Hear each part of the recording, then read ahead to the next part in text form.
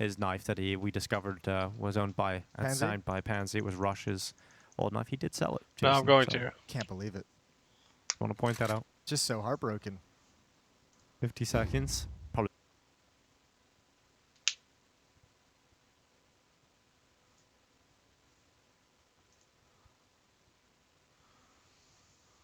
Oh, good. Yeah, I get confused. I could run ads, but I don't want to, because it's kind of defeating the purpose of streaming. But that's just my philosophy.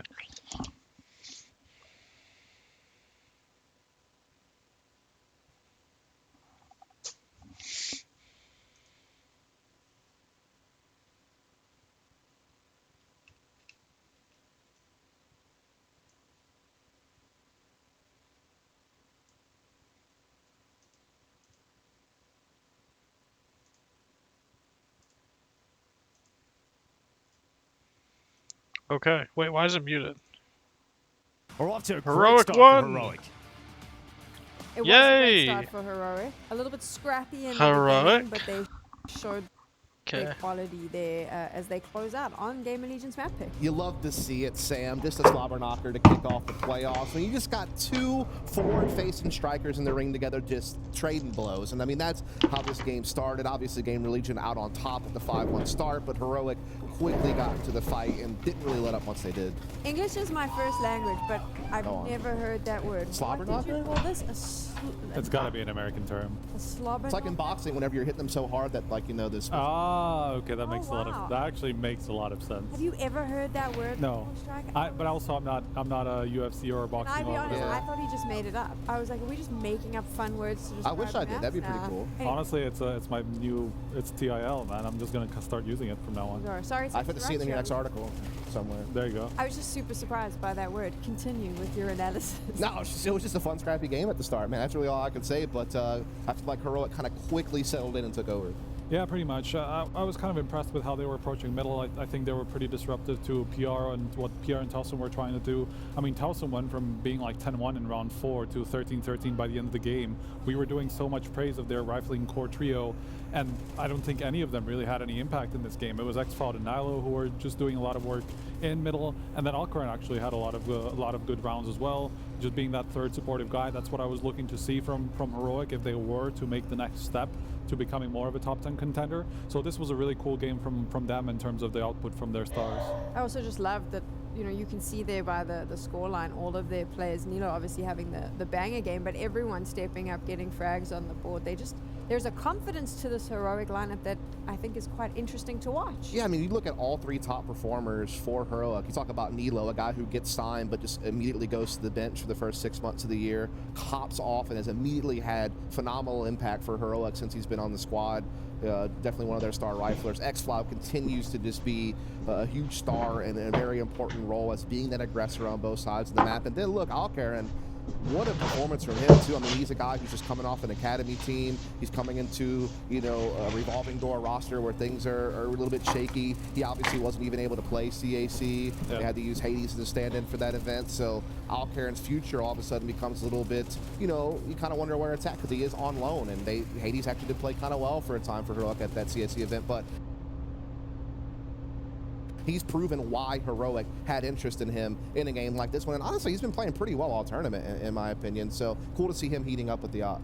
Yeah, for me it was more concerning that we didn't really see that much out of Game Legion. I mean, some of their approaches I was talking about the middle, I was going to be the guy who was just going to hype up BR all game long, and just he was actually struggling a lot in middle. I mean, he was getting picked off through smokes. He was trying to be the opening guy for Towson, as you were talking about in the pregame, that was going to be a big duo in middle.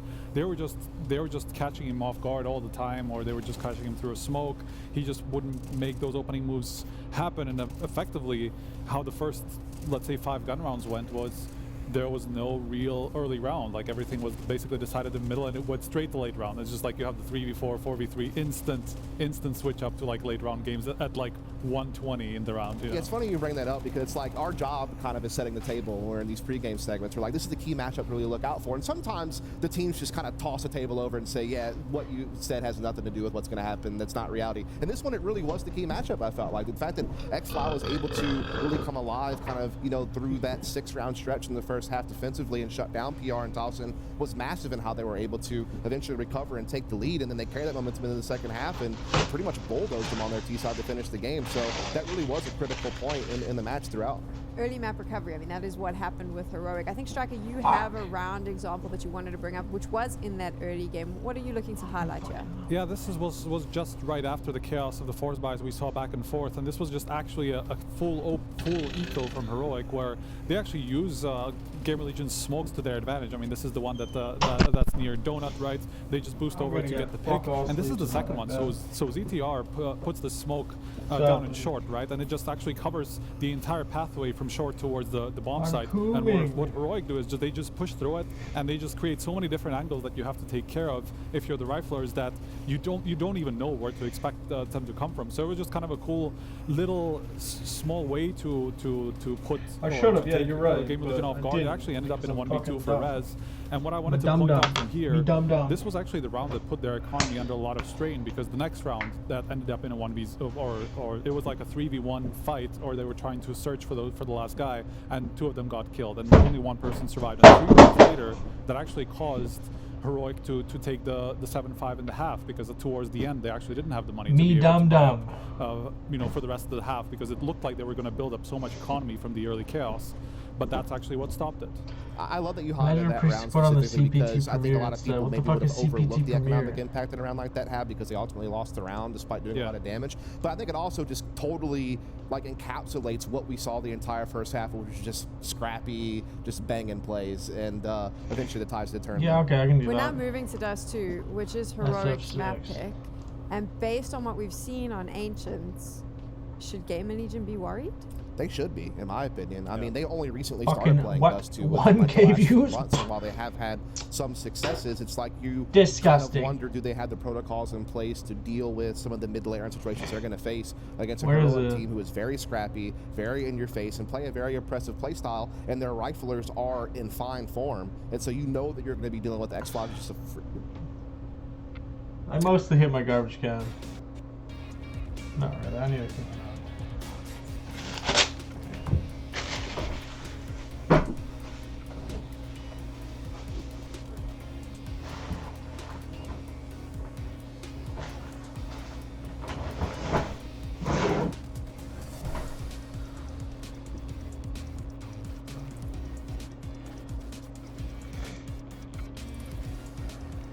You guys are gonna sleep?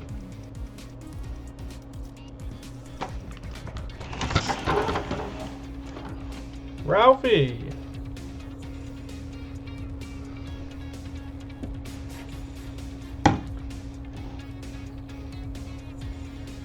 Oh wow, that's nice.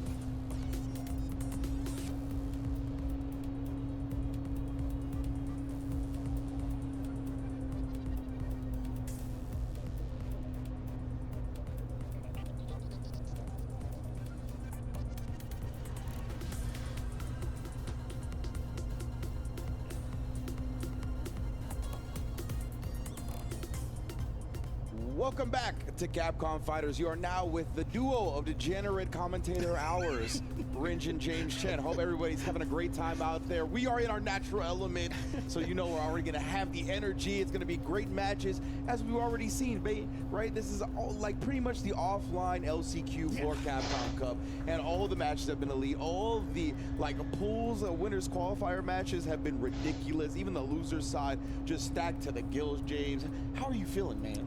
I mean, it's like, what, 1:30 or something like that? Is this supposed to be late? Right? This is what we do. Isn't everybody awake at this time, This full is of what we energy, do. you know, watching some Street Fighter? I'm playing Street Fighter at this time, and You were literally playing Street Fighter and barely beat the buzzer. Yeah. That's Jeremy's fault. That's fair. That's fair. He's an enticing individual to play. Oh, yeah. But yes, indeed. Glad everybody has been enjoying the show so far, I'm sure. And we are not stopping with the level of action that's going to be coming at you, right? We got matches like King Show and Aqua. We got Emperor, and I believe, oh man, my own handwriting deceived me on this one. But we also got Habiki and Lex. That's going to be a little bit closer to our hearts, right? Obviously, yeah, with Lex of course. being NA/UK and all that. But yeah, it's definitely going to be some fun times today. Oh, yeah, of course. Look, there's been so many good matches again, and this is literally the last chance for most of these players in here. And some of the crazy things, for example, the the top 6 in points from around the league, they make it into Capcom Cup from getting those points. The 2 bottom finishers of that right now are Itazan and Ending Walker, and they're both out. Oh, I didn't know about Itazan's fate, but yeah, Yeah. Ending Walker, that's so heartbreaking for both of them. And the ones right under are Punk and Kings Vega, and I think Kings Vega's in losers. Okay. So, I mean, look, I don't want to jinx anybody, but like, Punk is man, still on bruh. winner's side. So, Yeah.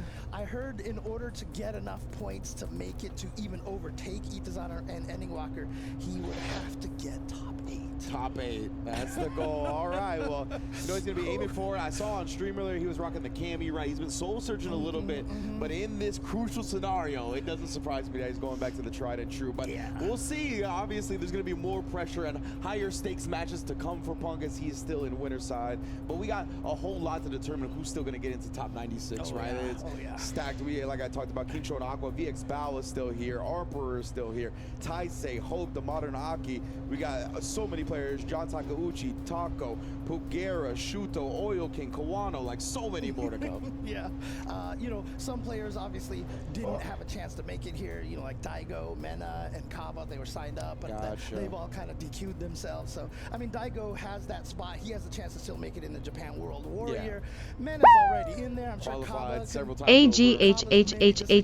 AGHHHHHHHHH. World Warrior for free. I don't know. Who knows? Who knows, right? It's going to be so interesting seeing how, like, this is the last offline chance here. And then a lot of the Here World we Warriors go. are wrapping up as well. So some of these players are Here we go, also bro. in Fight Club SFL. Championship. Like, SFL might be their last chance That's right. to get to the Capcom Cup. You know what I mean? So, like, the SFL this year is going to be crazy because of the live aspect here in the U.S. And, of course, UK introducing the live aspect last year. And SFL Japan going down how it always goes down, of course. Shouts to Vicious and Senkola always on the call with those. You can see the guy with the bat top joystick over there. Bat top. You know, that's what we used to play on. I can't play on those anymore. Yeah, I was going to say. I was literally just using one there, and so I'm going to be yelling at the production team, you know, it's one of their Ooh. joysticks. Oh, okay.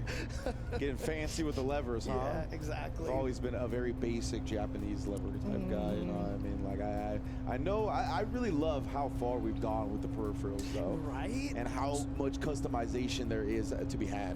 So you haven't made the transition to leverless yet, I huh? do play leverless on some other games, Okay, but okay, for Street okay. Fighter and a lot of the Capcom games, I definitely play stick. Yeah, I'm old school, man. You can't teach an old dog new tricks, do that.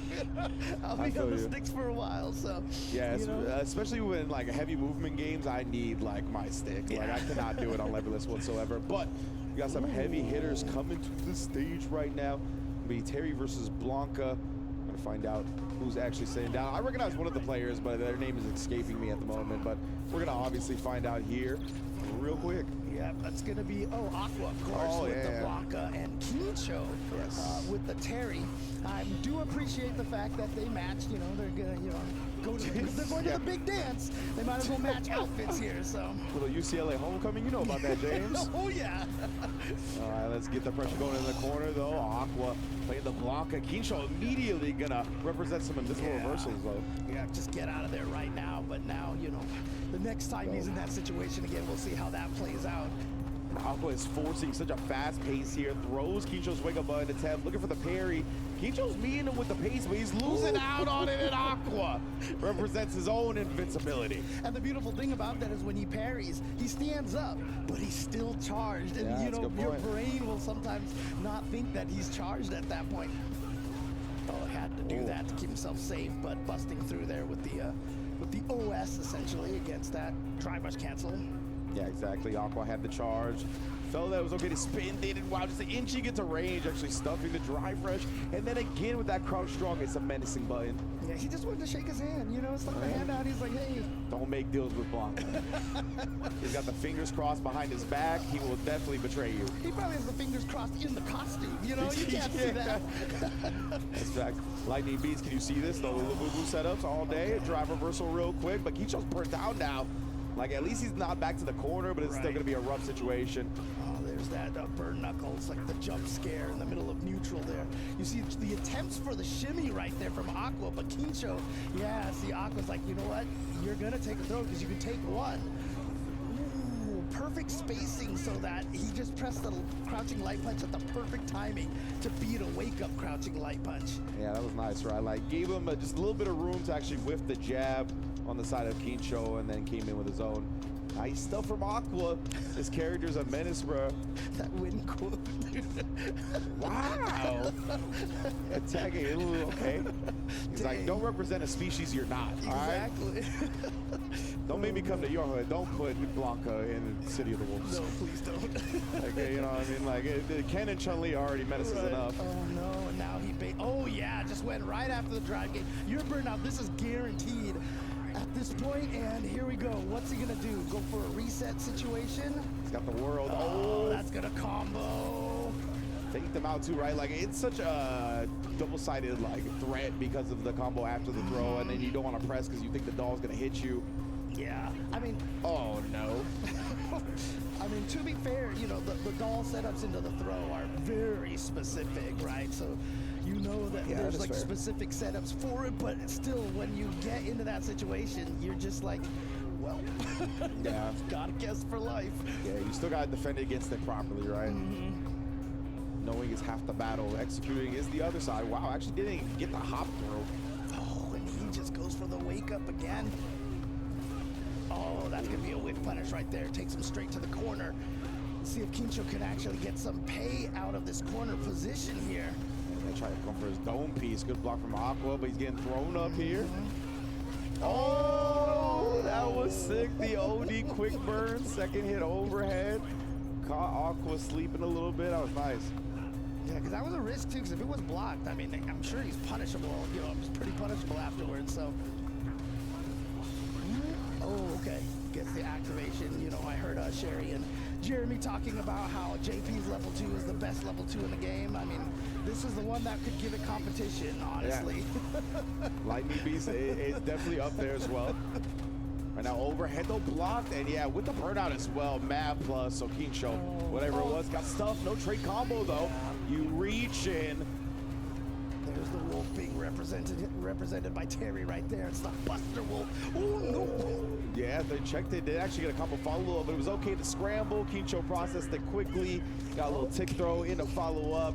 We got a real set, James. Yeah, here we go. It's a good start to these this new block of pools over here. Wow, and he said, sorry, man, but wolves don't bark all that much. Yo, they're talking to each other. Legit?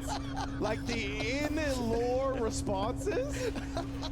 The game knows the stories. Oh, that's amazing.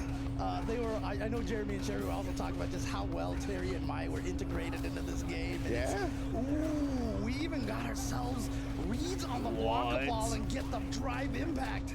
That was a sick little like jump-in jungle combo too. I had not seen that before. Oh, Yo. yeah, not gonna surprise Hop me.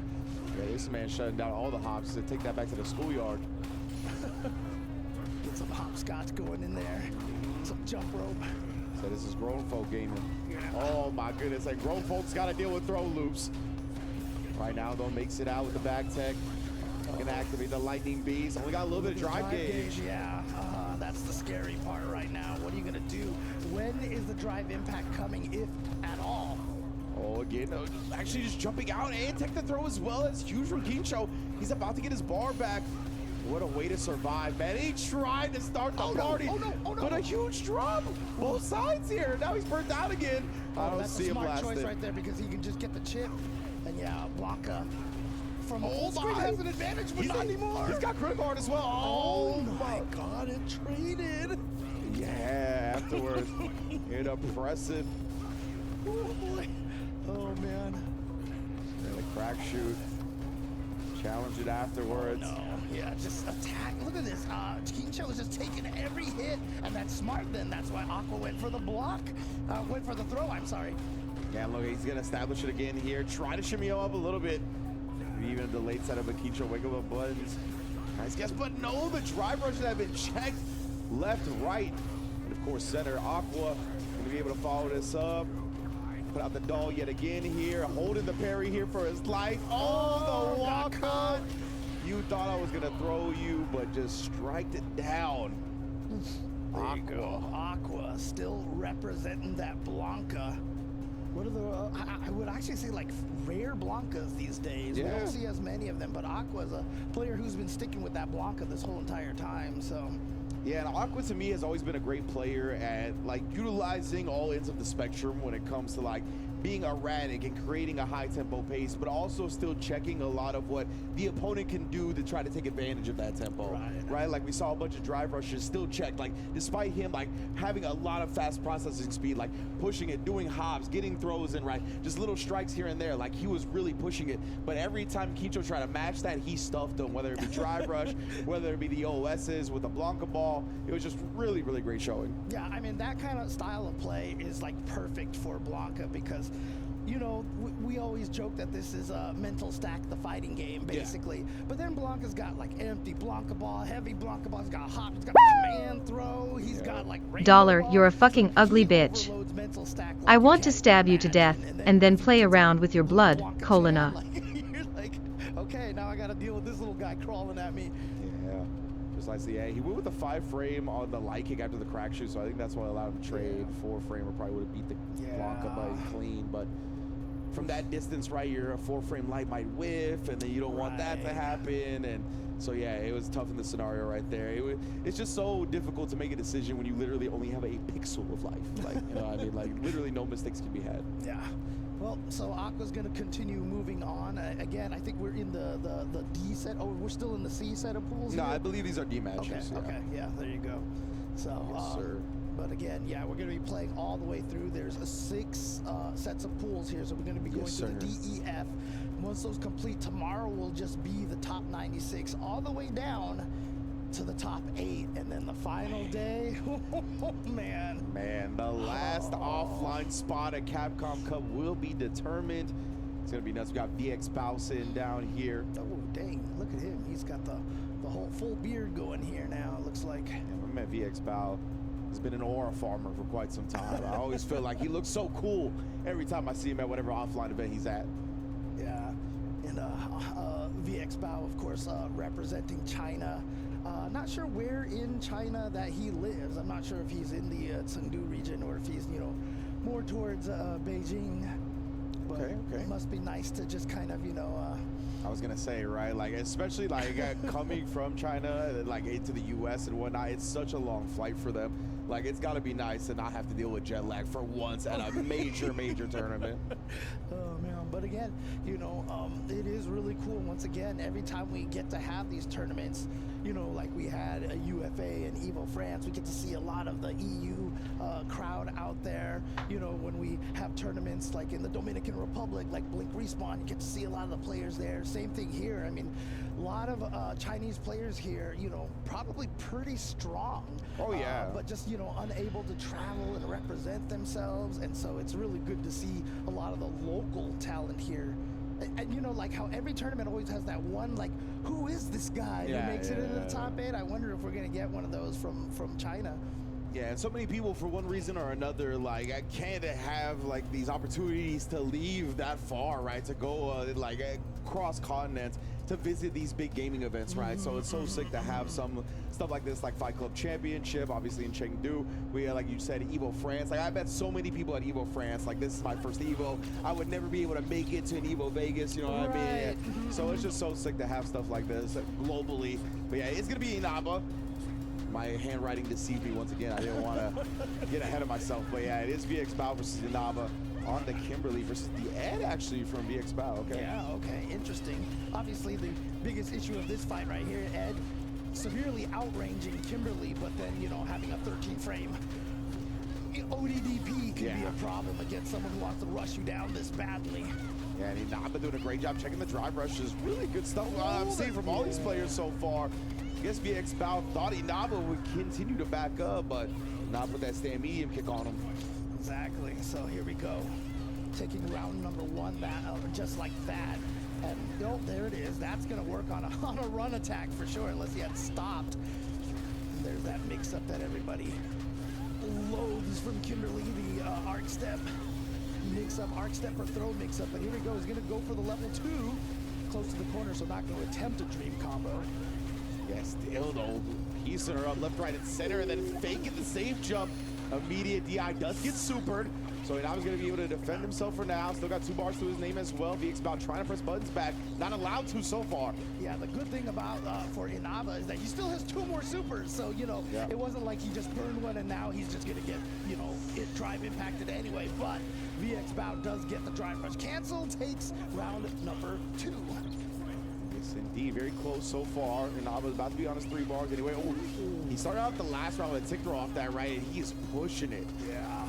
Look at both characters right now, kind of hurting in the drive gauge right now. And yeah, trying to check that was maybe thinking it was going to be a run-stop throw. VxBow doing a lot protecting his drive gauge. I think Inaba was looking for a parry, another one for the throw, and again establishing these throws, seeing how much VxBow is willing to parry, and then that time too far. And Inaba's going to make the most of that mistake. Yeah. Inaba, after he whipped his throw, he backed up just a tiny bit. So VxBow backdashed and avoided it, but she was out of throw range at that point. He had the right read on the shimmy, but he didn't get anything out of it. And then Inaba perfectly timed right there, right? Holding the parry, staring each other down, charging the snatcher, holding the parry, and just barely beat him to the button with the drive rush cancel. So is this what it's coming down to right here, VxBow? Are you switching to the Mai? Are we gonna go to the Mai? I hear like synth music in my head right now. Oh man. But it's looking like it, VxBow. Yeah. It's gonna go to the Mai side of things. All right. So Ninja versus Ninja. Okay, I see. That makes sense. Just trying to get on the equal ninjutsu footing here. Yeah, I guess this is the Shiranui versus the Bushin. Okay, yeah, there you go. Obviously, with Guy as her teacher. Indeed. Here we go. Look at this pressure from Inaba so far. Hasn't given VxBow a chance at all to do anything. He can't even walk forward here. You might as well be playing like a 12 from Street Fighter 5, like, you know, right now. Oh, okay. Okay, there's a check right there, and there's, some of Mai's amazing buttons, like that stand medium punch, but Inaba getting that throw. Gotta be careful with that meaty slide right there. If they stand up, it misses. Oh, and again, we talked about VxBow's frequentness of parrying. He ended up getting one thrown, burnt out in the process. Inaba sends the DI, puts himself on set point. I love that too, because VxBow didn't even have a chance to think about DI because he wasn't burned out until the standing heavy punch hit him. The level 1's gonna get her the flame stocks. Here we go. Oh yeah, a little slide under, but VxBow still able to beat Inaba to the button afterwards. Yeah, trying to see it right there. She could. Oh, we're punishing the medium punch. Not an easy thing to do, bro. Oh no! And she's got the level 3 here as well. Gonna power up, and she has 2 cans ready to go. Oh boy. It's gonna be a scary situation here. VxBow needs some space. Still got 2 flame stocks to his name. Got meter, bets on the parry again, despite how much trouble it's gotten him into, and that's why Inaba goes back to the throw again. Oh, it worked! Wow. And you needed to stock up. That was so smart from VX Bao to go immediately into that. Yeah, but you're just scared. You're scared of the slide. Oh, he was waiting. And that's why, precisely, James, right? VX Bao knows that Inaba knows that it is a threat, and he knows that the slide is a way to get past the fans. Stays perfectly, and then even throwing out the little swipe, kind of setting up that whip punish. Oh, VX that's going to Bao. be a free juggle, too, as well. Look at all that. Off of that damage, the throw in between. Yeah, it's so tough right now for Inaba. Back to the wall. As much as Kimberly can overwhelm you in the corner, it's hard for her to get out, but look at this. You can tell Inaba has done it a million times getting out of the corner, but the level 2 is available. Nice job from VX Bao. Good identification, just flows into the OD. I saw a character select. Oh no, he's just Oh wait, is he reconfiguring it? Did he just go to modern? Oh, he is going to modern because he's switching characters. Gotcha. I was like, you're gonna play modern Kim? Honestly, I can't even remember what she loses at this point, but modern Bison is an interesting one. Yeah, this seems to me specifically crafted for Mai.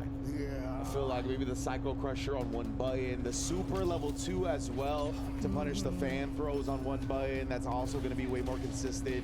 It's true, you can't charge the fan from a screen away anymore and get away with the, with the bouncing fan. Yeah, this is really interesting. I don't think I've ever seen any other player pull this out. Yeah.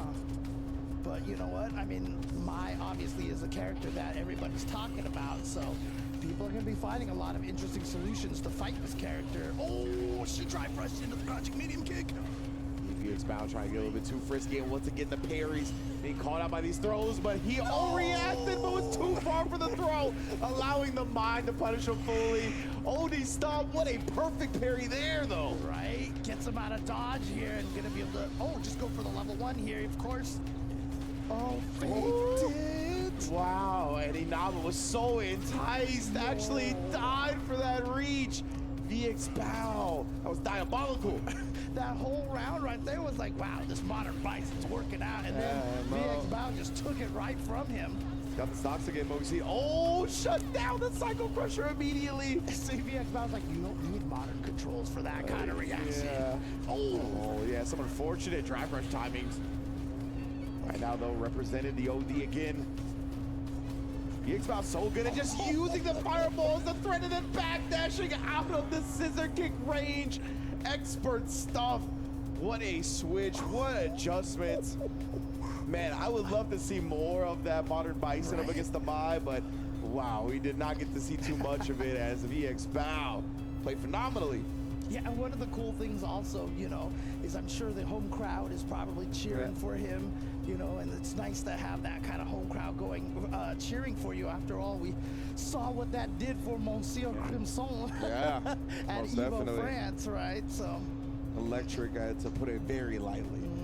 But yeah, that was really good stuff from VX Bao at the end here. This is where the set started, right? This is very much not where we ended with the Ed and the Kimberly. And yeah, we saw Inaba kind of overwhelming. It felt like VX Bao couldn't establish like the sweet spots that he really wanted to play at. Inaba was just too high speed, high tempoed right there, beating him. Like, kind of calling out the fact that he would kill rush the Snatcher. yeah, and then went to the Mai. And it looked like things were all going Inaba's way right there. As you can see, he's got double match point here, but VX Bao, that counter to the throw right there changed everything. Because like if he just got thrown one more time, he was dead, right? So that one situation, and then the beautiful patience right there, having the threat of the charged up fans and stuff, knowing that Inaba was gonna drive rush forward.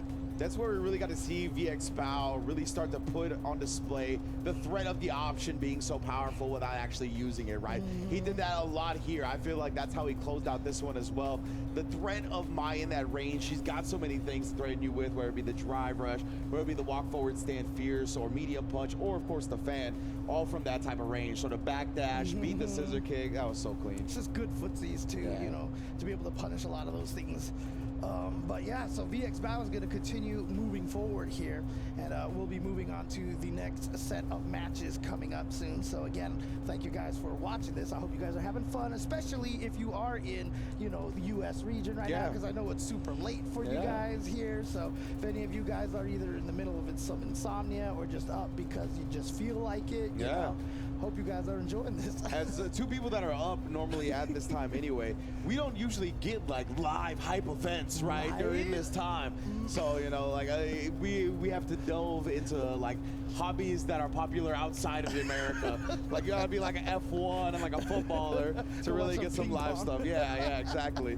So to get some fighting games and Street Fighter action at this time is a beautiful thing. Yeah, it's a blessing. So, and again, this is the last chance to get into the Capcom Cup. People are trying to earn points here, but the winner of this just makes it directly in there. So, I mean, it's crazy because, you know, we've always used to have the last chance qualifier at the, you know, at the venue and such, but that has not been the case for the last 2 years. So, as you mentioned earlier, this basically is the last chance qualifier. Exactly. This is the literal last offline chance to qualify directly in the Capcom Cup and to get those points for the leaderboard as well, right?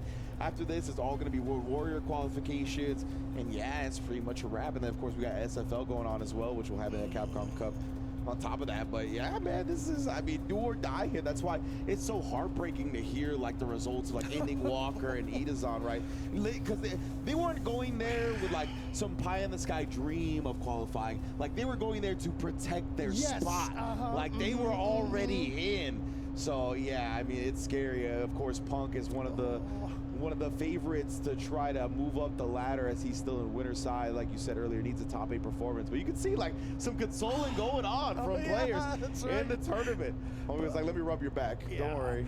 But I like seeing the venue here, seeing all the players over here. I mean, honestly, like super excited that China gets a spot like this. You know what I mean? Like, you know what? I mean, come on, I'm Chinese. Fly, come on, bring me out there. Bring me out to my motherland, man. Come on. Yeah, the Chengdu Fight Club. Yeah, hopefully this continues to be part of the CPT going forward, right? We'd love to see Fight Club Championship 7 be part of it as well. I know a lot of people are clamoring for Brazil and South America to get a big event. Definitely hope to see that in the CPT next year as well. You know that offline will be crazy. Like, you imagine, like, you saw Mr. Crimson in France, right? Yeah. Imagine seeing somebody like Zangief Bolago in Brazil. Like, I mean, it would just be another level of excitement. Yeah, let's just hope that they continue to expand, you know, to all the different areas. And, you know, like, I know I've been an advocate for this for a while, but let's get some love to Africa. Oh yeah, yeah, absolutely. You know, get like some majors out there because they've been showing up with a lot of strong players from that region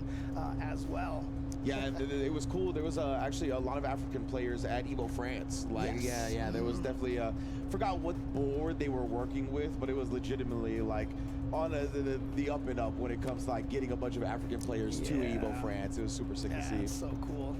And again, just here taking place in Chengdu, and just it's just so cool to see. It's so cool to see. And you know, I know I think it was Jeremy and Sherry were talking about this, but like, you know, it'd be nice to go out there and then also get to eat some of the food. Yeah, you already know.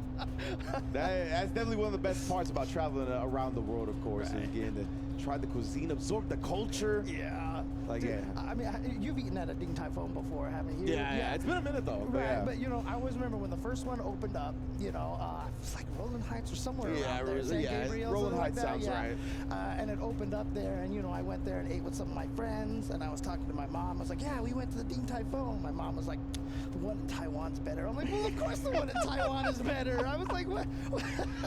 like, Mom. Oh, I'm gonna fly to Taiwan. Yeah, right. Like, you know. Man, I won't lie to you though. Earlier today, I had the thought. I was like, I think I'll take a 10-hour Japan plane ride for Japanese curry right now. Like, that's legitimately how I felt. I was like, I'm down to just go a day and eat curry and then come back. Like, that's how I felt earlier.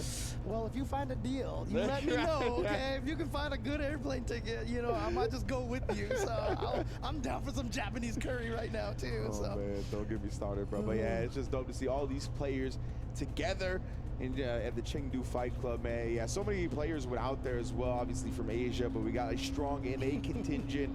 I know Nephew. Do we know how Nephew's doing? Yeah, we saw him just win, and I think he qualified through the winner's side. Awesome. So Nephew is still going strong over here. One of the things that I feel like I gotta learn though is I've gotta learn how to commentate Street Fighter in Chinese. That's what I gotta do. There right? you go. There you go. Then there's no excuse left, right? It's like you now have to bring me out. Like I literally check all the boxes. But check this out. Let me give you a little trivia here on Chinese commentary. Okay. Guess how you say heavy kick in Chinese? I had no idea. It's Yeah. zong ti, right? Okay. And then now how do you say medium kick? It's zong ti. What? I am too ignorant to pick up on the nuances and the differences. Yeah, it's crazy. It's like zong ti and zong ti. Yeah, so you know, completely different. Yeah, that's so sick, you know, just like getting to learn about stuff like that, right? And like the little things that you're not used to that other people like hear so clearly, like in their ears, right? Like just because they've grown up with it or been around it for so long. Yeah, I mean, life's fascinating, man. Definitely. I mean, you say that kind of like, but I mean, honestly, like, I know both you and I feel this way, but you know, having video games be able to take us around the world like this is the coolest thing. Yeah, 100%. Like, couldn't ever dream this dream, you know, if I fell asleep for the rest of my life. So seriously. It's just so cool to be able to live this, right? And yeah, seeing all these players go out there for a chance at a Capcom Cup finale as well. I mean, it's so sick. Not only for the local players that we talked about, but getting a chance for these players that travel around consistently. Like, this is a new spot for them to go to too, right? They haven't really had a reason to go to China when it comes to the CPT. Right. So it's so cool to just keep that expansion going, and it really allows all of us to just get educated on each other's cultures and have appreciation for the other parts of the world. I've always said nerd culture is nerd culture everywhere. you know, everywhere you go, it's all they all just want to play these fighting games, you know. And before we get into this match, I just kind of want to also shout out, like, one of the most World Warrior travelers is from China, was Jie Hua during the Street Fighter 4 and 5 era. He went to every event. It was crazy. And Jie Hua is in E6, so we might see him a little bit later. But right now, of course, we are going to be looking at Armper versus Haitani, but it looks like a little technical issue before we continue getting into it. But yeah, I believe Haitani's going to be rocking the Chun-Li, right? Signature character for him after all. And then obviously on the other end, Armper, I would say Ken is a very signature character for him as well. That is the character he's been on in all of Street Fighter 6. I want to say he played him for a decent bit in Street Fighter 5 as well, but my memory's bad. Yeah. I mean, it's hard. There's so many players all the time, and, you know, a lot of them are changing characters here and there. But as you mentioned, Haitani sticking with the Chun-Li, which is really cool for me because, again, he's, I mean, Chun-Li is not a character that is played a lot. Yeah. And what's also cool is to see Haitani here because thanks to, you know, things like the Raccoon Cup and such, Haitani is a star. Yeah. Like, every time I see him streaming, he has like 10K viewers watching him, you 100%. know? I was like, whoa. Yeah, he's doing the damn thing, man. Streaming, like you talked about the CR Cups and whatnot. He's put on the outfits. They had like a Subway themed tournament like a little while ago, and he dressed in the full like conductor get up like while commentating the event. Yeah, like he's all in, man. It's fantastic to see. And just getting that other side of Haitani, right? Because like, just I think naturally he looks like such a stoic and kind of intimidating figure. So to get to see him be silly and open up in different things, it's pretty sick. Yeah, you said it was like a Subway themed, and I was like, wait, isn't it McDonald's themed? Oh yeah, right, there you go. Pick up your McDonald's themed outfits now. Yeah, I need to put in those codes, but unfortunately, I think the ending date is quite a ways away. So. Okay. So here we go. Yep, Haitani is Chun-Li, and as you had mentioned, Armper is going to stick with the Ken here. Two characters who we have seen, you know, the usage drop. But good to see that, you know, both of them sticking with their tried and trues. Yeah, Haitani bet on a big, like, turn take right there. Didn't think he was going to finish the Jinrai. Ran into the overhead because of it. It's really turned the round around from Armper. Yeah. Oh my! The little step backwards, baiting it out perfectly.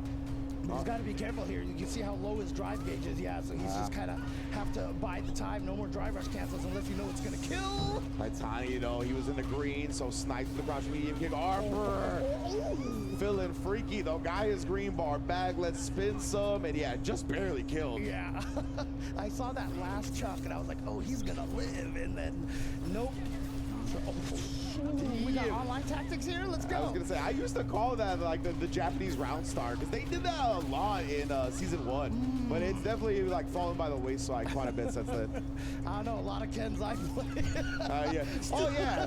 Yeah. I meant like your Yeah, I know, Japanese I know. competitive level. Yeah, I know. Because yeah, like you mentioned, online running rampant with that one for sure. Oh, They don't care how expensive the gambit is. Exactly. Oh, wow. Interrupted her going into the Serenity stream.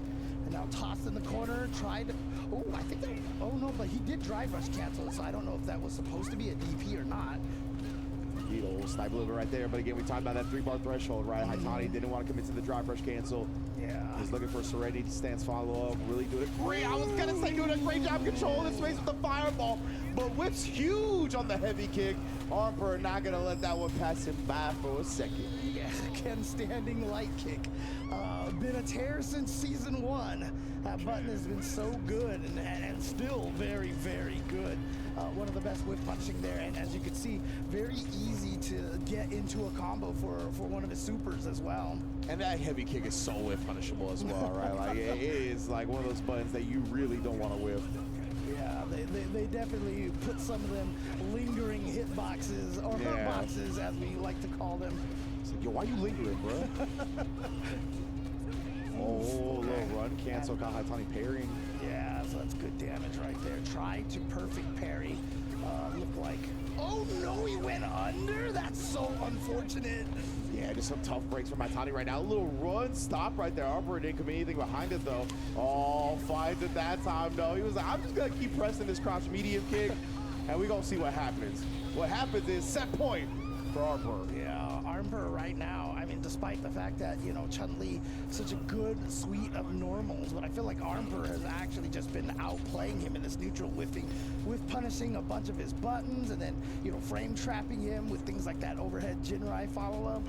Yeah, 100%. Like, I hate this matchup as Ken because, like, that's how I feel. Like, I have to really outplay her on the ground, but Armper is doing exactly that. Again, trying to force the issue here. Wow, Lucas spent all his meter. Obviously wanting to stay safe, but whew. Yeah, this is a heavy price to pay. Yeah, look at this. This is just one of those situations where now you just consider just sacrificing this round at this point. Yeah, right. You don't really want to spend meat. Oh, Wow, never. really? I will shut my mouth off for her. Excuse me. Wow. Literally, as I was about to say, yeah, you really want to spend meter on this round. Yeah.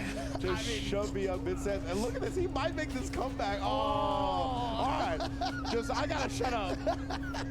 I just got to shut up. This next round. Hey, look, if you didn't say it, I was going to say it too. So, you know what? Oh, man. Okay, but this is obviously Haitani's last chance here. He's got to win this round to stay in the match and take it 1-1. He is ahead on that on the super meter. Oh, he didn't spend anything right there. Yeah, a little surprised. Feels like Haitani wasn't ready for that connection. Oh, but you're always ready for that one as Chun-Li. Here we go. The Is he big gonna go for a reset here. Nope, just goes for the knockdown. Indeed, big safe jump afterwards. Just melting the remaining drive beater from Armper. Ah, he just jumped again. Haitani didn't have the anti-air. Didn't think he would have the gall to jump again. Nice, cancels into that one. Oh, and that hesitation. Perfect amount of waiting. Wow, and that means that Haitani does tie it up. And you know, it's so crazy when you're down 0-1 and you're like at 1-1 and everything, you feel like you're just, the road is so far, and then you tie it up 1-1, you're like, whoa, we're even now. Yeah. You know? And so now it's time for Haitani to kind of put that pressure on Armper. Indeed, that's exactly what's happening. Can Armper bounce back like Haitani did after falling in the first game? We shall see. You can see already Armper is looking for more fireballs than he did before. Actually, perfect parry didn't counter hit Haitani, try to check the drive rush. And again, yeah, just really showing a funky rhythm in this round. Yeah, look at that. And even got the counter hit on the overhead, so we could link it in that standing light kick. Oh, nice reaction. Oh man, this round has been all Armper here. Yeah, looking like a wash in this round. Oh, wait a minute. A little bit too far this time behind Haitani. Still got to deal with all this pressure in the corner. And yes, even with the cancel out of the parry and avoiding the punish counter damage, she still did. Yeah. You know, and I was about to say, you know, Haitani probably doesn't want to spend any meter right now, but you know what? I'm not gonna commit to that right now like these players. Nice backdash to avoid that throw. Oh, God. You see Arbor like backed up a little bit because so many people back throw out of the drive rush in the corner, right? Try to bait it out. Ooh, a little hezzy that time as well, blowing up the wake up buttons for Haitani. And then again, calling out these like fuzzy timings defensively. That's why Haitani immediately woke up with throw. No more delays. Yeah, but nice tech right there from Armper to kind of reset the situation and kind of get out of that corner now. So we're really back to neutral because Haitani has definitely ceded more of the stage just by walking back. I mean, look how far we've gone back already, mostly through Armper slowly pushing Haitani back. Yeah, that's how the players that are still with Chun-Li like to play her, right? Defensively, trying to make you come to her. Check the drive rushes, check the forward movement with her great walk speed and normals. Right now, though, Armper's doing such a good job not getting tagged on the way in. But you know, that he found the mark here. Yeah. Oh boy.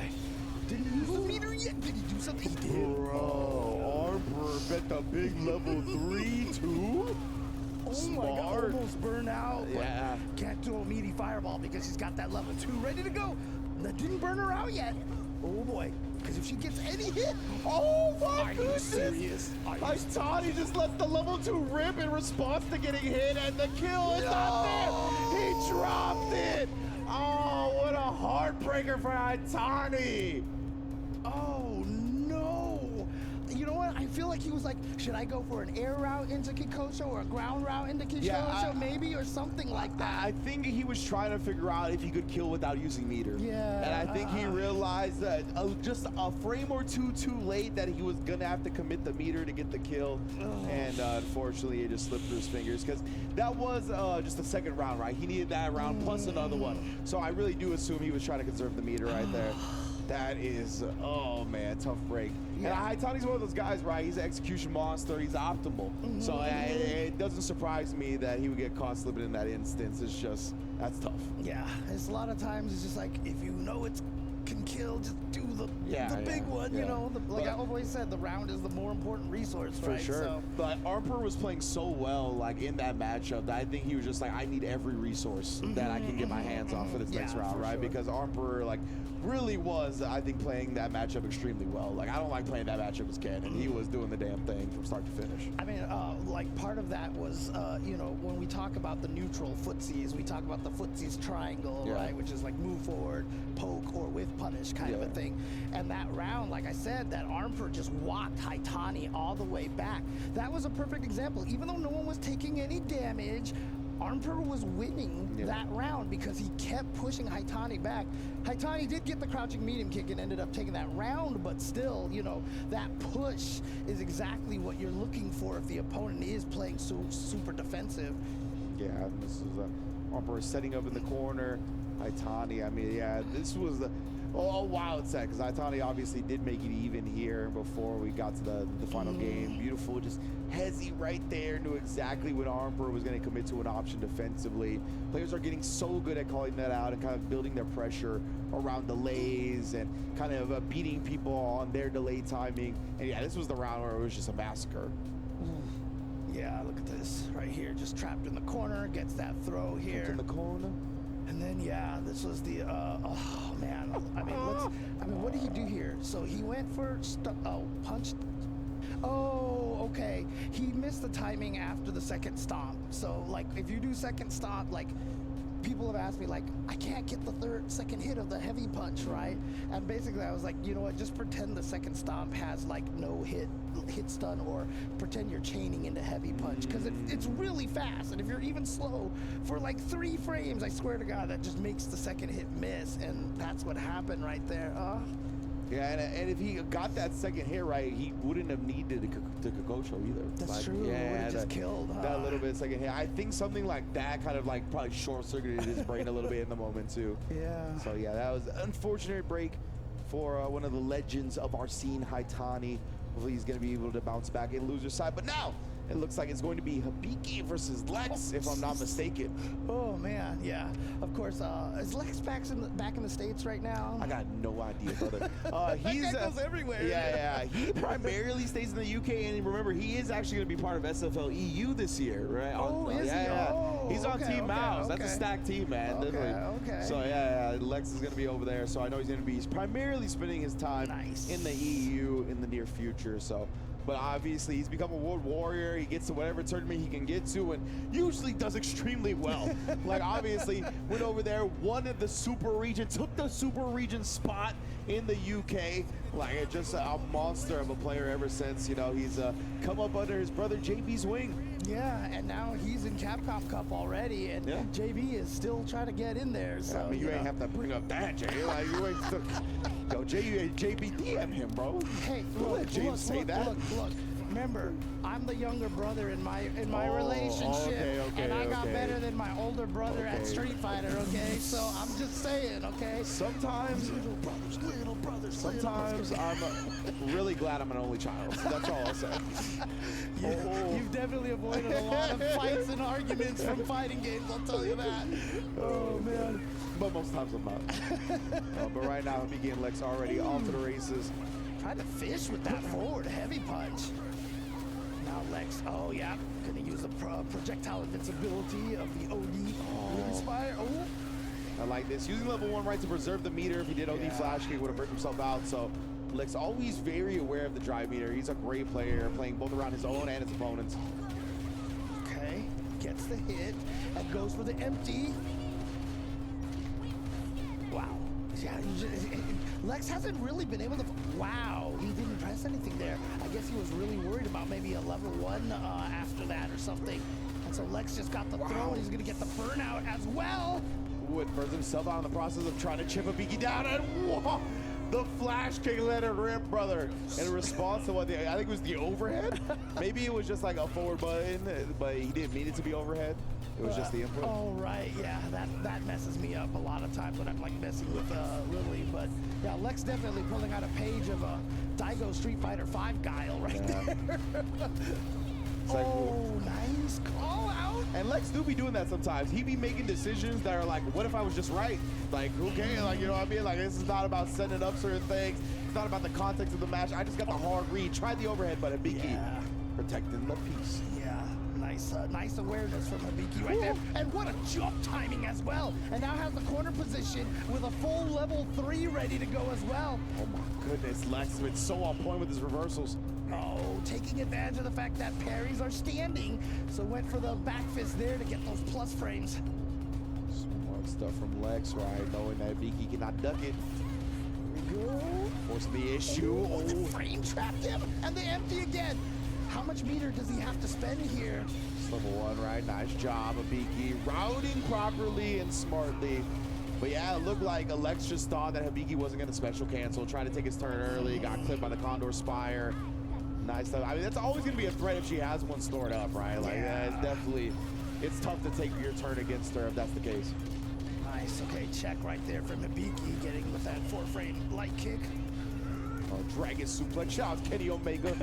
Always going to say it. Oh, one more again. Yeah, punish counter that time. Hibiki. Oh, no. And then Lex whiffed. Unless he was trying to bait out that, you know, counter throw reaction from Hibiki. Could have been. Cool. Yeah, just stayed back. And here we go. I like Gonna this. have a solid puncher right here. Wow. Oh, yeah. Just a mind game in Hibiki, right? You want to predict your drive meter? Nah. I already know how that goes. And then Hibiki burned himself out, which means all of those sonic booms did so much chip damage and makes it so that flash kick is all he needed to get the kill. Lex. That was so beast. Going into the solid punch, the level 2 install while Hibiki was low on drive, only to drive rush in and throw the parry. Chef's kiss. Chef's kiss, Lex. Exactly. Oh, another punish counter throw, yeah. I mean, it's funny because Guile, you know, in his whole career has never gotten a third special move, but that Sonic Blade it's so good. It is. It's honestly the perfect compliment to his kid. Being able to kind of fake people out like that too. So here we go. But again, Hibiki burned out. I feel like Hibiki's been burned out like at least like over 50% of these rounds. Yeah, Lex does just a great job of smothering him, calling out some of the parries as well. Oh, he was ready that time. Oh. And that bought him just enough time to get a drive meter back as well. Oh, and Lex burned himself out just to get that throw. And Lex at match point now. Another dragon. God, look at that arm, dude. This Bro. is 24-inch pythons. He was hanging out with the wrestlers in the 80s, that's for sure. Oh, man. I think that's why Guile standing heavy punch just looks so painful, you know? This boy been in the gym. Oh, he's just trying to burn him out. Look right at- here. again? Look at that. Yeah. Another round, another burnout. My man Habiki is fast times at Ridgemont High right now. And what's so great about this strategy is obviously one of the most threatening things about Hibiki is that OD Condor Spire. And Lex, Man. just by burning him out every single time, completely erases that threat. Can he build up to a level 2? Not quite. Oh, he did. Oh my goodness. Yeah, he uses his drive gauge to do it here. Yo, my man has not stopped. Level 1 at the end. Oh, it's not gonna Puts kill. him on a pixel. Oh, that's gonna kill right there, yeah! The wake up drive Yo. reversal runs out of invincibility. Yo, why isn't there an acronym in front of Lex's name? I need to ask the people. This man needs at least 3 letters in front of that name right now. He's already in Capcom Cup. You see him going around the world putting bodies in bags. Let's get this man a jersey. I want him to get sponsored by like some computer company, like computer whatever, blah blah. So he could be complex, right? Oh so, my, like that would be James sick. Chen. Oh. All right, now I'm hyped. But you're absolutely right. I mean, some of the players who are not sponsored right now is almost kind of criminal. Dual Kevin there as well. Has had an Yeah. amazing season, obviously. Yeah, man, it's tough. It's tough for sure. Definitely need some letters in front of these names, if you ask me. Oh man.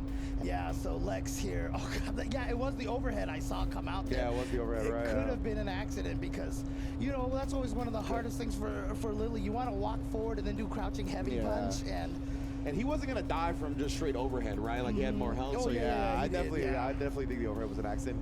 Not that it really matters, because I think the flash kick timing would have flash kicked away the Right. crouch fears too. But obviously the crouch fears is faster, but nonetheless. yeah, it's one of those things though. As a player, you're like, you know what? I was gonna die anyway, but I still would have liked to have died getting out Yeah. what I meant to do. You know what I mean? That's You a good know? point. Like it still does mental damage. It's still a tilt factor for sure. Yeah, and I think that's probably like because our natural reaction is like, God, you're right. Like it would have killed no matter what, but both of us are just like, But no, I hate it when that happens. Exactly. Like I want to get what I meant to get, and that is the most important thing to me. I mean, it really does. It adds salt to the wound if you die in a certain instance like that, where didn't get what you wanted. Yep, exactly. Just that's why, like, one of the #1 lies told in the FGC is, I stood up when you get hit by an overhead. Yeah, I know, right? Because you're like, I did, I stood up, you know. Those pants are on fire. That's for sure. Oh, man. But yeah, that's already seen some dope matches, right? Obviously, that was going to be Lex and Habiki. So I think that was it for our Pool D matches, if I'm not mistaken. Oh, no, actually, no, yeah, that's right. Because that was the first, that was the D through 4 matches, but we still got D5 and D6. Oh, okay. Which I believe is going to be Hope versus Tight Save for D5, if I recall correctly. And then in D6, we're going to have a dope match as well. But it looks like right now we're getting that Hope versus Tight Save match, if I'm not mistaken. All right. So again, a lot of these players couldn't, you know, be facing each other for the first time here. Or actually, you know what? I mean, I'm sure these guys probably play each other online all the time, right? Because, you know, internets. Yeah, absolutely. And Connecting the world. the great netcode that we have in fighting games now. Dude, It's a beautiful thing. It's, We've come such a long way. dude, it's Legitimately. so crazy because like legit right now, like Street Fighter 6 has like one of the best net codes out there. You know, Yeah. I almost never run into. Oh God, I'm gonna curse myself here. Uh-oh. But I usually have mostly very very good matches Oh when I play. yeah, like when it comes to connections and stuff, right? Yeah, Yeah, 100%, man. And when I play at my time, I get paired up with Japanese and China players every once in a while. Yeah, So and it is very playable. Like Yeah. it's wild, man. Like legitimately, how far we've come. Like oh man. legit, it used to be trouble on the regular to play somebody like in your own state, and now we can play cross continent for certain Seriously, matches. I mean, back in the day, we had to like, you know, write down what we're gonna do and mail it. You Yes, know, I was gonna and say, then they the look at it.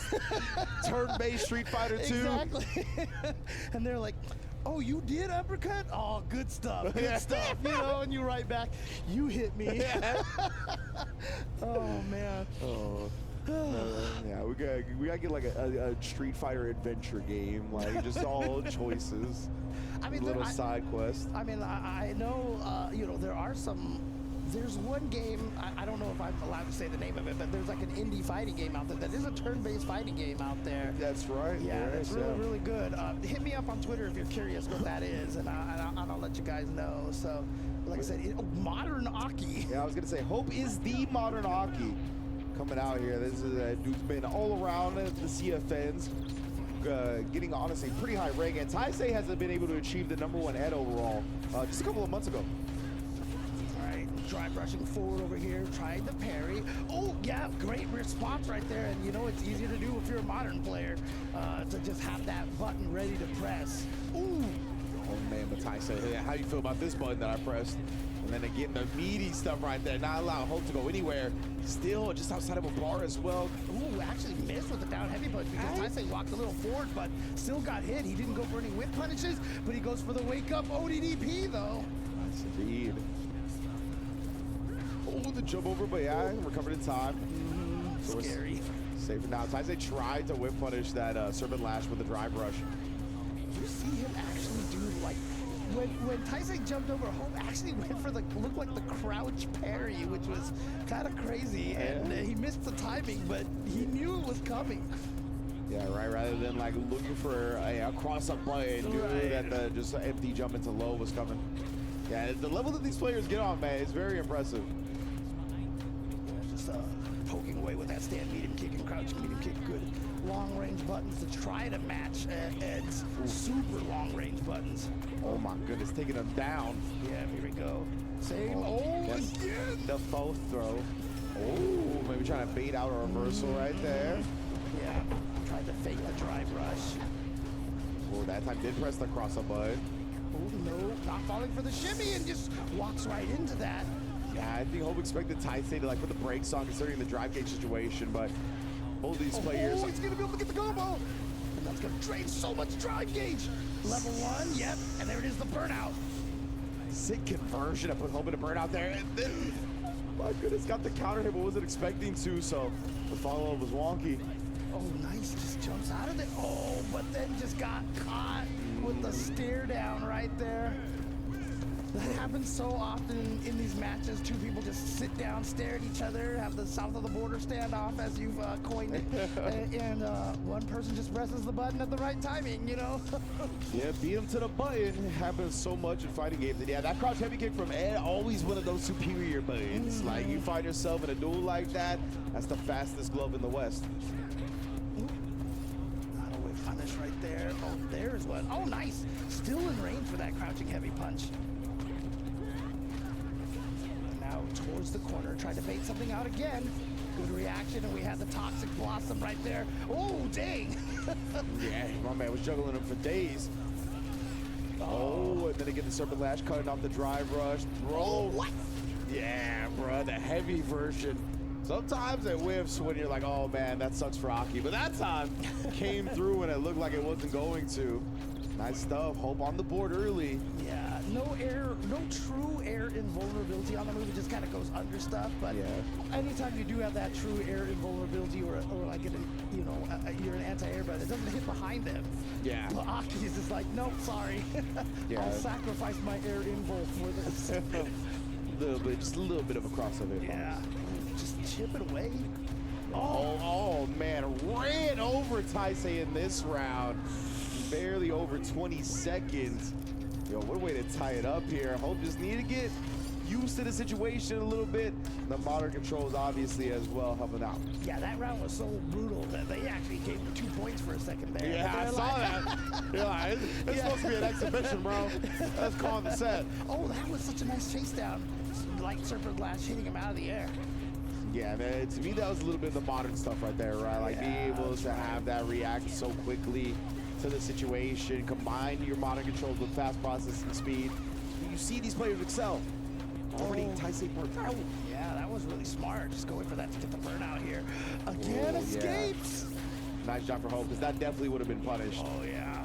The way that Hope plays, I almost feel like he goes with modern just so he can do that escape right there. Oh, and there it is, the drive impact. We've said since this character's been released, even before she got all the buffs, she was one of the scariest characters to fight when you are burned out. Yes, indeed. Yeah, been that way since the beginning, and with the love that she's got over the course of the game, it's only increased that threat. But yeah, I mean, honestly, it's a good strat from Hope. What a perfect parry on the cool fate, though. Obviously knew that was mid-air, so a clean air juggle afterwards.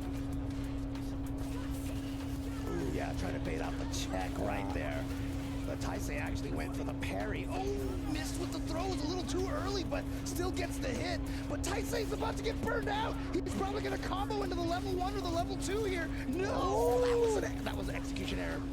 Yeah, had to have been right. Hope, though. Oh, try to set up with the overhead. If she gets that, I think maybe Hope was going to be able to kill off Taisei, but great block, and now Taisei's got a real chance. Use the level 2, but sniped again. Drop the combo. So many drops right now. Yeah, Taisei missed the dream combo, and then right there, Hope dropping the link. Everybody is pat. Oh, did it get him? Oh, we recovered? I was about to say, I was like, yo, that was such a clean trap, but Taisei able to sidestep it just barely. Oh. Yeah, Hope, he was trying to go for it, you know, the medium level 2. And he came out with the poison dump instead because he just ended up inputting it incorrectly, and that level 2 would have burned out Taisei, and that round would have been a completely different thing. Some weird stuff for sure. Right now, Hope looking to delete that round from his mind, right? You got that short-term memory in competition. Taisei laying it ripped though. Takes out the Fierce just to get closer. Yeah, ooh, checked. Didn't get the perfect parry that time, but just held it. Thanks for all that drive gauge, so. Damn it, yeah, Taisei, he was getting his drive gauge fully down right now. Oh, the range on that jumping medium punch, but he didn't get anything off of it. Hope has been so active defensively, constantly pressing buttons. Taisei. Nice. Again. Oh, you woke up with it! Okay, this is it. Because remember, this is final game, final round, but Hope has all that meter, one touch. Oh, jumps out. And no DP, and now he's burnt out, so he's got no meter either. And look at the meter. Oh, you know what? Yeah. You know what happened right there? He knew if he blocked, he was dead because he was poisoned. He was losing extra health there, and it probably would have been enough to put him into chip death range. It definitely would have been enough because Aki also had level 3, right? Like, Yeah, and the level exactly. 3s do such a huge chunk of chip damage in this game. Yeah, it might have, like, looked at first like, oh, okay, you were like, probably could have blocked the string, but actually, no, he couldn't have. He actually would have died if he blocked that single block string right there. So, bet on trying to wake up with a button, came up just short. But Hope, man, like, they were just so active, even on defense. It felt like Taisei never could get comfortable, and like, just the scrambly tempo did not favor him. Yeah, and honestly, I mean, boy, I mean, both of those players, you can tell the nerves were getting to them. Yeah. You know, there's a lot of combo drops, a lot of like scrambly situations, like you mentioned. But Hope able to make it out of there. Unfortunately, as Taisei won the first game and then just loses 2 straight afterwards. Wow, yeah, I can the angle that hit at. That was a rare one. That was a shiny version of the Serpent Lash anti-air there. Yeah, it made a lot of Zangief players angry just Most definitely. And then you talked about the burnout pressure, right? Obviously, just so many ways to stay at plus frames, bully you down, and drag you to the corner while doing it to set up the DI. And that's what put Hope on set point here. And then, yeah, I tried to snipe. I really like the idea, right? But yeah, you got to be super early if they don't actually commit to the follow-up as Ed.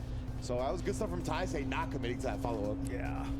And it might have, I wonder if like the super activation might have accidentally like, you know, saved him. He did the input, but then, you know, true, like, yeah, it true. could have happened. Okay, so here we go. Yeah.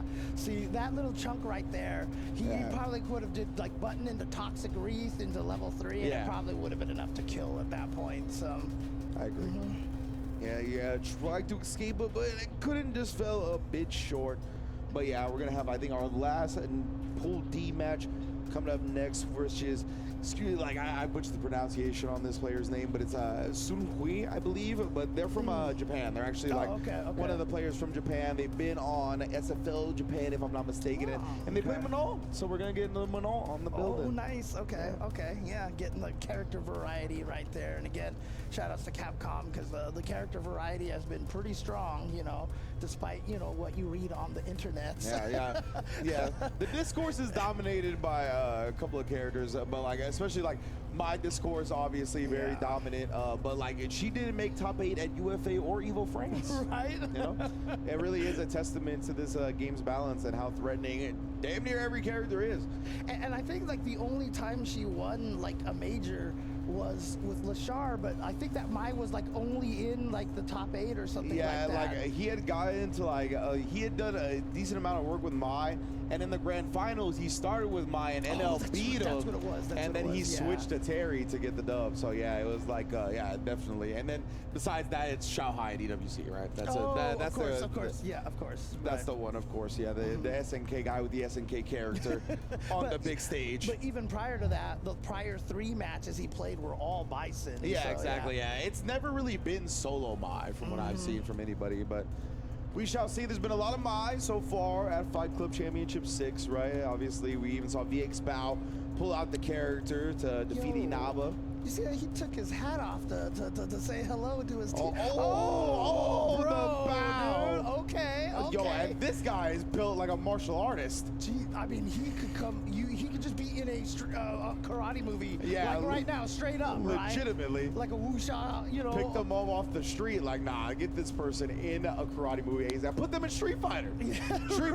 Street Fighter movies filming right now. Yeah, you gotta put this person in. Look at the build. He's like the Chinese actor in oh god, what was that movie called? I can't remember. Anyways, The build, the posture. I'm always so jealous of people that have professional posture like that. what are you talking about? Are you saying that I don't that I'm sitting here slouching right now? I mean, you know. trust me. Ooh, Manon versus Blanca. Ooh. It's going to be a little bit of a tricky one because obviously Blanca, as we mentioned earlier, very mobile character. And back medium kick right away as the anti-air. Yes, indeed. And Bo Chiang. Oh, that was actually a punish. But unfortunately didn't get anything off that. Maybe he didn't believe it himself. Because, you know, obviously the air Blanca ball can be different frame data depending on when he hits. Oh no, and now he gets the punish counter throw into the corner. Oh boy, bro. Yeah, one more throw. Nope. Help. Oh, wow, what a tech by Sun Hui right there. That was pretty risky, but still couldn't save him. Mojang takes round number 1. Yes, indeed. All right.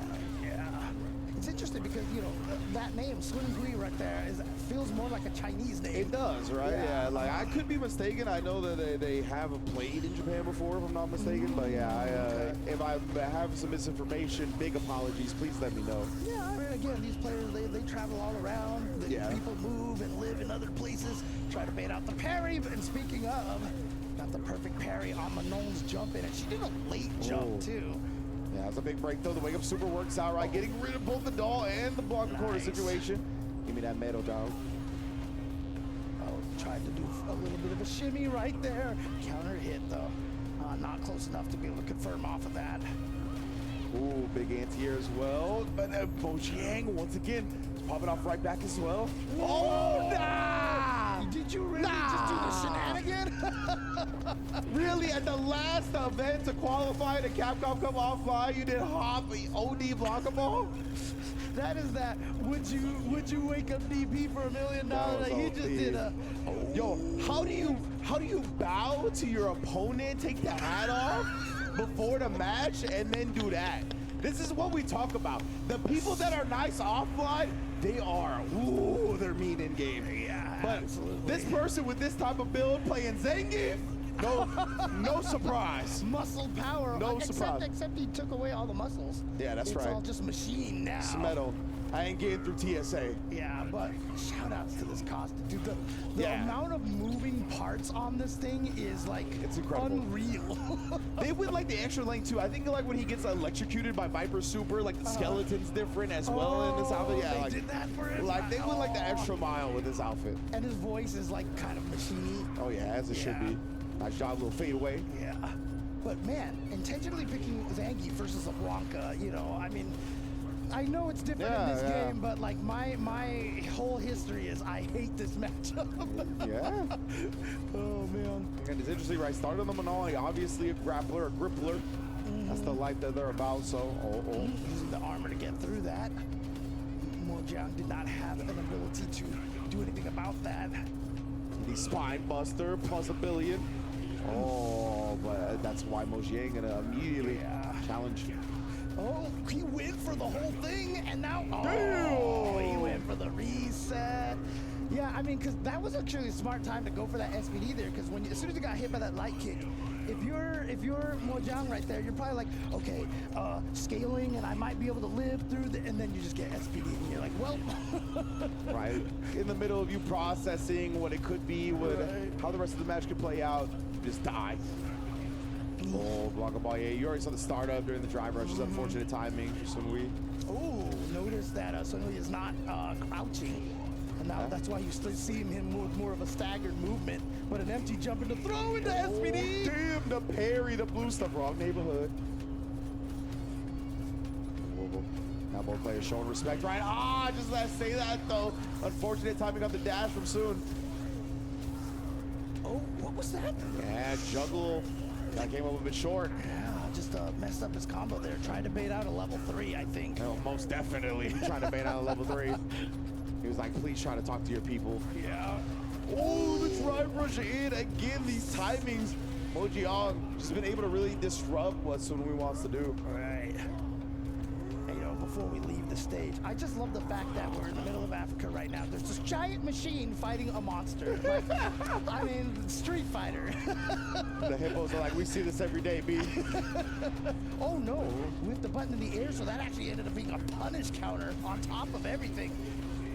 Yeah, right now though, immediately Soon able to fight his way out of the corner, back to the mid screen. Wants to take it slow to preserve some of that drive gauge, build it back up right.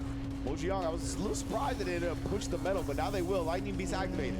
Yeah, but it's scary here if you come down like this. Obviously, you got to keep it a true block string, otherwise the level 3 is coming out. The jump, he thought he was going for the throw. This time he does, right? Saw that Soon came up short that time, so let's establish it. Try to bait out the level 3 again. Slides on in instead. Another throw established. What's going to be this time? Tries to jump it instead. So sick. Yeah. Dash forward. Oh boy, this is not good. One good combo. Soon's still alive here though, and CA will kill if it lands. Yes. Oh, he did it again. He did it again. What do you mean? Oh my God! But again, it's one of those situations. Everyone's nervous, and so he was just like, you know what? I am just gonna go for it. That decorum stat is in the gutter. I don't care if you took off your hat, bow to your opponent. That decorum stat negative, brother. My goodness. That is seriously like. That's part of the strategy. He's just trying to hop block a ball that fella in real life with that build. Try to do that to him in real life. See what happens. It's all part of the subterfuge, you know. Like you said, the nicest are always the meanest in game. So he's just like showing everybody, like, it's so true. Good luck, sir. Good luck. Exactly. You'll have a great match. Good for you. And then in the game, he's like, yeah. You know. Exactly. That laugh is exactly how that dude's brain laughed every time he did the hop forward and block a ball right here, right here. Yeah. Oh, bro. Like, come on. Wow, he won both the games. He closed it out like that. Yo, this man is evil, diabolical. That man has no soul, man. No, man. Here we go. Yo, and Sunwoo, I believe, if I'm not mistaken, beat Serini to get into this position. So can you imagine, like, taking down somebody the caliber of Serini to get hop OD blockable into losers? Yo. And to be fair, I mean, he was doing a really good job masking the charge, too, because he was like walking around a little bit. And he just knows the timing. Because I think I don't think you can hop into up ball like clean, right? Yeah. I think you have to crouch a little bit before you hop, right? Can you hop up down forward? No, I believe you do have to have like a little bit of charge before the hop, Okay, you know. But regardless, right? That was really sick stuff from our player, our Blanca player. That was Mojang, if I'm not mistaken. Yeah, so great job to him. And now, as you said earlier, we're past the D pools, right? Yes, indeed. So yeah, the D matches are done. So now what I want to do is talk to you about Suzuki. They're coming through. They are sponsoring the official 2025 season of Capcom Esports, whether it be the Capcom Pro Tour, SFL, and all that. It is a proud sponsor, supporting players who rise to every challenge. And you already know, man, the bikes are ridiculous. The GSX-8R, tuned by jury at select venues from city streets to racetrack, It delivers power, precision, whatever you want. It's got you covered, man. It's so sick to see. And yeah, in addition to the GSX-8R, we also got the DR-Z4 series, built for both dirt and street as well. Suzuki's down to take you anywhere. Wherever you need to go, Suzuki will make sure you get there in style and speed. Oh man, yeah. I mean, I know that Jury bike is obviously just gorgeous with all the Jury motifs, but I really like that deep blue color of the standard model over there. So yeah, so I mean, you could totally see me, you know, going through the countryside Hell on yeah, motorcycles that's like right, that, right? James. Yeah, that's right. That's right. yeah. Who knows where life will take us? Exactly, but we are gonna take you guys to a little bit of a break over here. So shout outs to everybody who's been able to have this event happen here. So don't go anywhere. We're gonna have a lot of more amazing matches coming up after this break.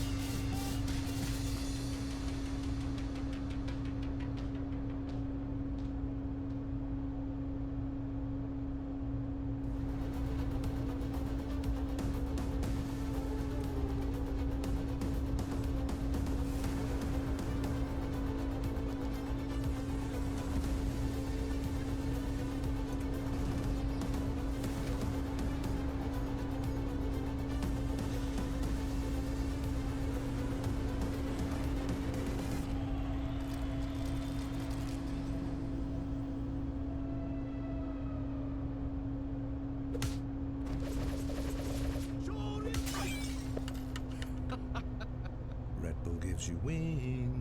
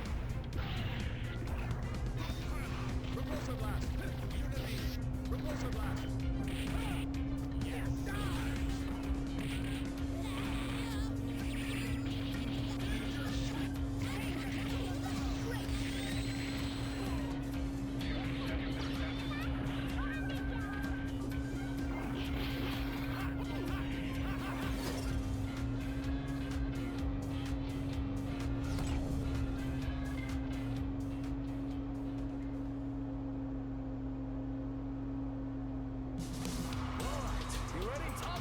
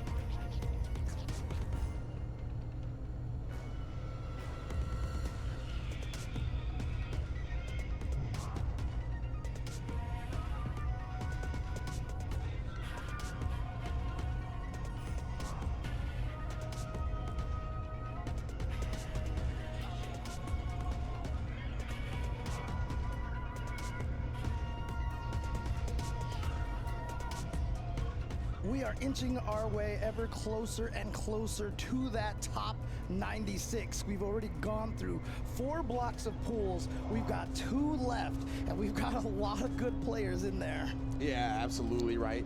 E still has a full 6 set of different pools, right? While F is gonna have a 2 to finish it off, cap it off, right? But yeah, in this next set of E pools, we got the players like John Takeuchi and Taco, Pugera, Human Bomb and Freezer, Shuto, People Kun, and Space Boy. Hopefully, I got you at the bracket. I'm not sure if Space Boy actually made it out, but that'd be sick if he did. Oil King and Niampi, Eita, Shien Yuto, and to top it off, the last one has Kawano and Jawa. Yeah, and again, shout outs to Jawa because he definitely was one of the main world warriors. I remember one year Yeah, he was legit. like so close to getting in the Capcom Cup and couldn't quite make it in there. So in my heart, I'm always rooting for that guy, you know, because Yeah. he's definitely putting in the work. Yeah, I agree. That's mainly why I like him a lot too, just because we've seen him for so long, and he goes to every single tournament he possibly can, and is just truly grinding it out. And yeah, wish that dude nothing but success as always. But yeah, if we start at the top, that is going to be the John Takeuchi, Taco, and Yugong pool. So Yeah, I we got shall all see these who pools here. yeah, makes it in the winter finals. That's kind of what we're getting if you haven't picked it up or if you just tuned in now. We're getting a lot of the winners finals of every pool, right, to see who actually progresses in the winter side of things. And then we're updating you guys via Start GG. Of course, you can check that out yourself if you're looking for a specific player or checking out the losers bracket runs. Because yeah, man, there's a lot of players to keep track of. So many players went out because of the LCQ aspect of this. I'm just looking at this. So we've progressed through some of these E-pools a little bit here. Looks Yeah, I like John assume so. Takeuchi has actually DQ'd himself. I Oh, guess, okay, so John I guess didn't he make didn't it. actually make it. Okay. Yeah, that's unfortunate right there. So, okay, yeah, so we're actually partway through a lot of these brackets over here. Yeah, so the E1 on the winner side, I mean, look, I wish I could. I can't read. Yeah. Chinese. But the other side was Taco and Yugong? Okay, yeah, so that's what I yeah, expected. There yeah. you go. There you go. So,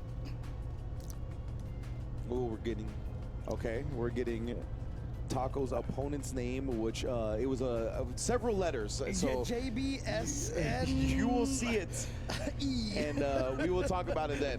But yeah, on the other end is Taco, right? Who I believe Taco just got picked up by Reject, if I'm not mistaken, as part of really? like the youth division. Yeah, Oh, like cool. they picked up like 4 to 6 players, something like that, as like kind of their youth movement of the group. And Taco's one of them. And yeah, Taco has been very successful in other fighting games. Kind of learned around the 2018 era, right? Kind of came in. I think this is his first Street Fighter game, and he's been a monster. So it's super sick to see him get picked up by Reject and having his fighting game career supported by them. Yeah, I mean, the youth program is sick, Yeah. honestly. And you know what else is sick? We haven't had a chance to mention this, at least on our blocks here. That trophy is sick. Yeah, man. I like that trophy right there. So that, the yin yang right there.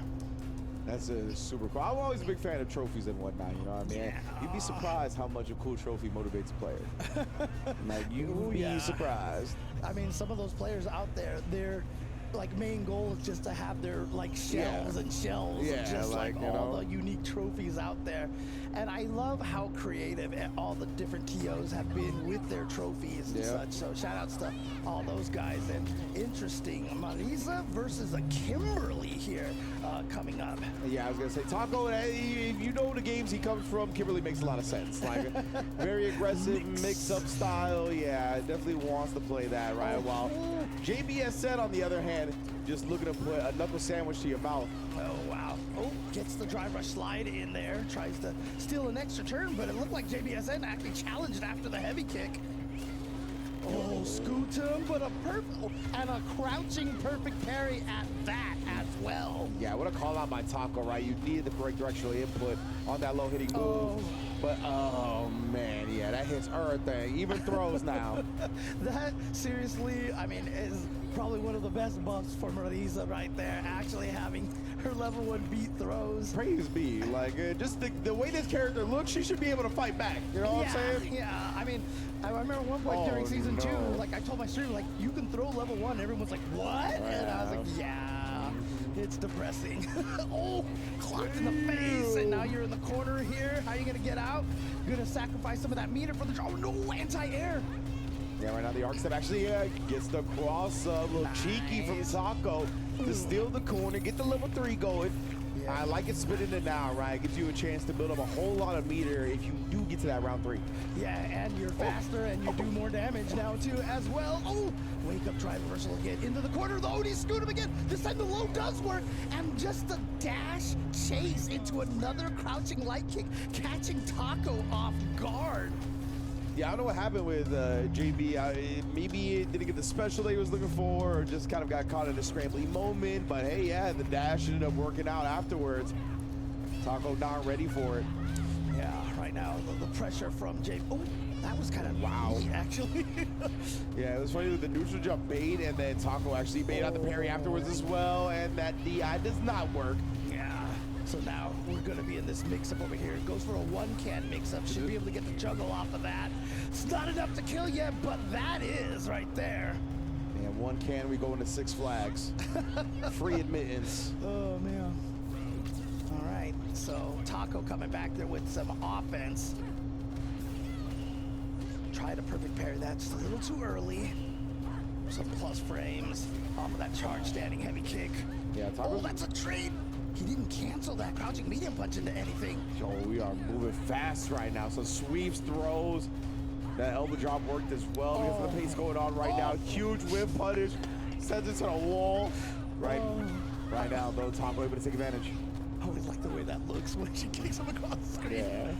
Okay, plus frames on that, but always at a range where she can't really take advantage of the teleport out of nowhere. He has access to the level 3. Is he gonna spend it? He is. He is in critical art, but dude, that's like on one of the pixels right there. Yeah, 100%. CA with Marisa health as well, right? Oh, it's still killed. I thought with the Marisa health he might have had a pixel left, but no. Taco. What calculations from the young genius. And you see JBSN over there, kind of head tilted back, like thinking about it. Oh no, went for the parry right there, but Taco didn't hit anything. That was one of those conscious deep breaths, you know? Yeah. Trying to fill your lungs with air. That's the second time he's done that, and gotten the punish counter on the drive parry anti-air attempt. Oh, reaching. Kimberly can teach you a thing or two, best believe. Taco, set point. Yeah. There we go, just going on the offense right there. And this is kind of one of those matches that can feel this way. Like, you know, sometimes Marisa can just beat up on Kimberly in the corners and stuff, but when Marisa gets put into the corner against Kimberly, it's just terrifying here. Ooh. All right, sorry, JBSN relieving the pressure a little bit. The Gladius, oh man, that was such a close whip punish. Taco again. So smart, he actually was aware enough to throw out the light kick to get that to combo off of just the counter hit. Oh, that's gonna blow up. Oh, you did, bro. Taco set up shop with the can setup, allow him to get the level 3 off the throw. And that's just the lethal mix that Kimberly can present in the corner, and exactly why this player plays this character 2-1. Yeah, exactly. I mean, the one game that JBSN won, you saw it was when he got, you know, trapped in the corner right there, and, you know, the taco shell just crumbled, right? Yeah. So, but you know what? You never have to worry about that if you are never on the defense. Nope. And that's the way it works, so there you go. Nicely done for Taco. He's going to be advancing forward. Yeah, man, he's just so used to playing at that type of pace, and you could see it. And it's tough for Marisa, right? Slower walk speed, obviously long startup with a lot of her options. You got to be so like locked in to play a character, a caliber of player of Taco on a character like this. So yeah, it was tough. It was a lot to ask, and JB just came up a bit short, but I thought they represented well regardless. Yeah, absolutely. And you know what? Always shout out to the guys sticking with the, you know, with their favorite characters like Marisa and Banan and such. So that's the only reason they play them, is because that's their favorite. Like that's the tier they're on. You play them because you like them. I don't know what you're talking about. That's not. I mean, I wasn't implying that. You're putting words in my mouth, Rin. Come on. Look, man, after what you said about JB earlier, I'm still expecting you to get DMs over that one.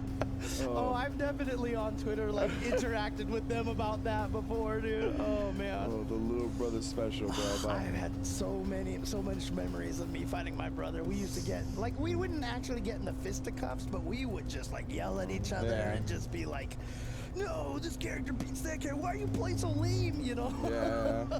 Throws? Yeah, You gonna exactly. throw me? Back then, when we were still mad at turtles, why aren't you doing anything? You just sit there all Hey. day. You don't do anything. What goes around comes around. Yeah. Now we gotta deal with throw loops. I recently had many people in my mentions via a turtling clip. So you know what goes around, what is old becomes new again.